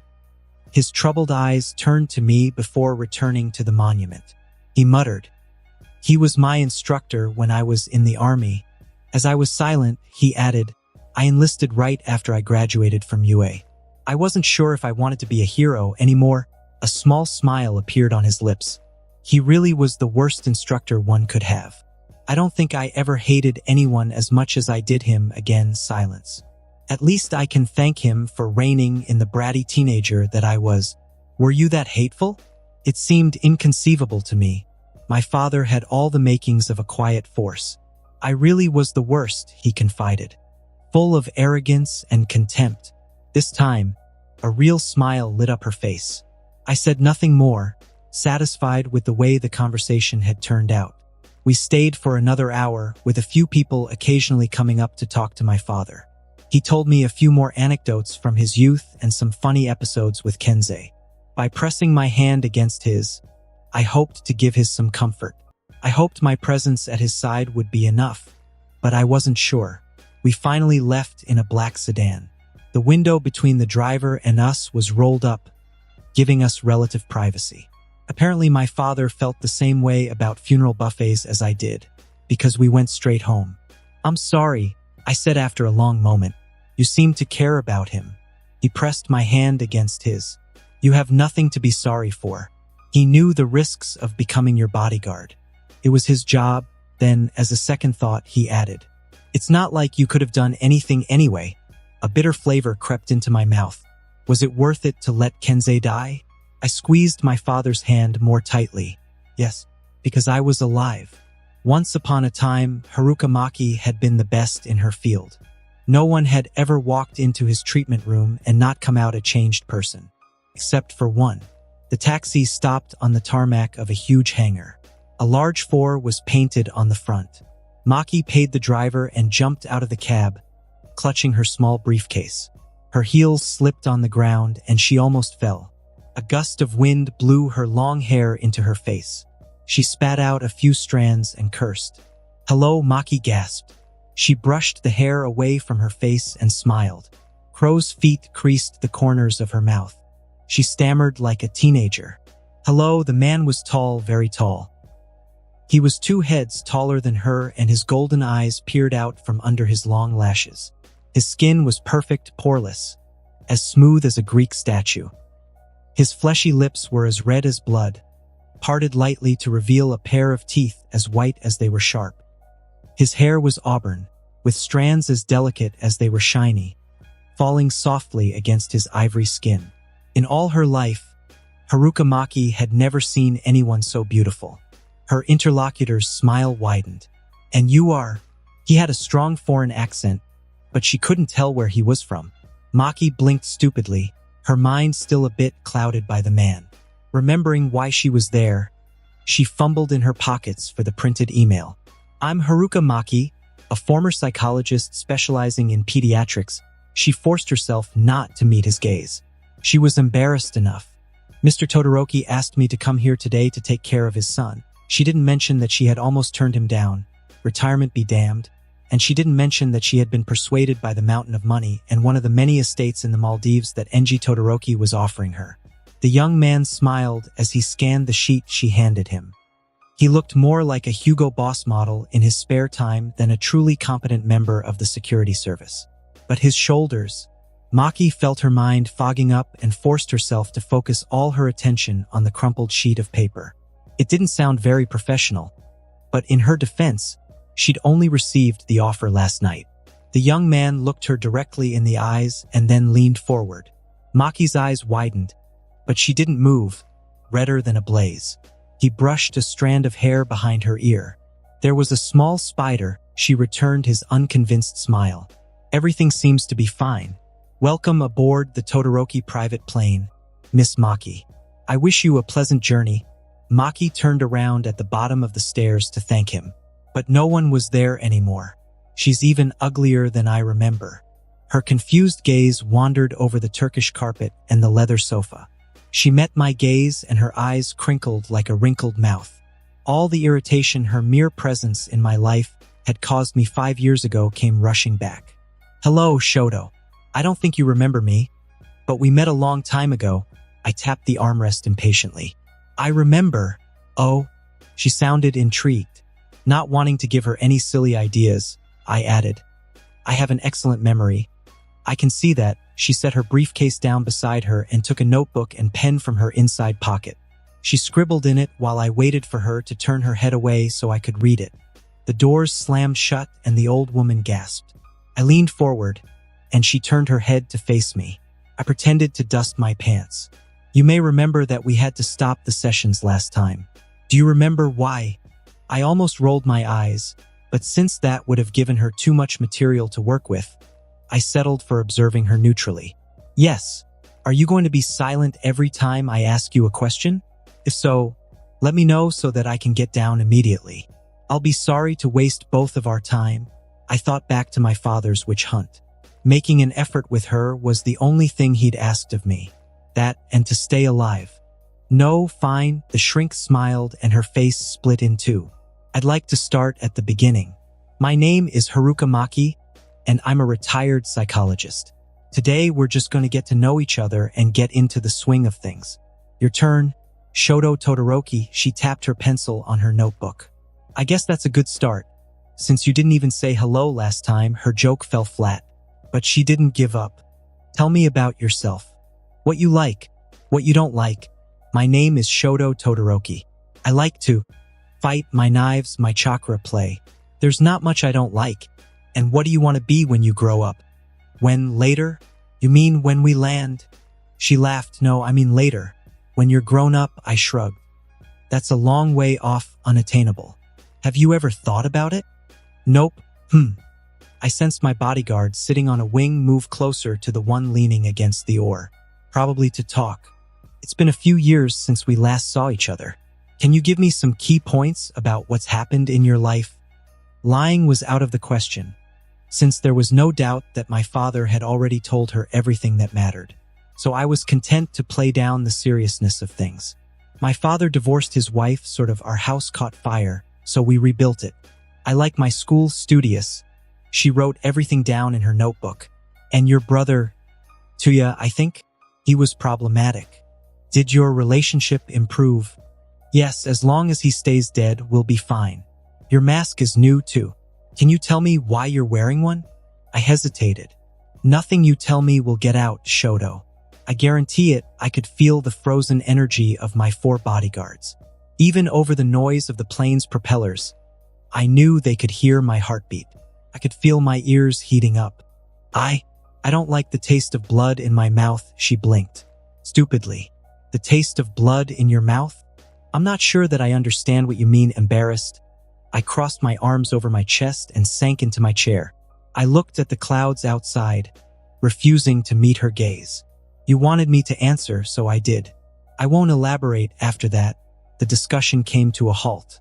Fortunately, she left me alone, but I was still embarrassed to death.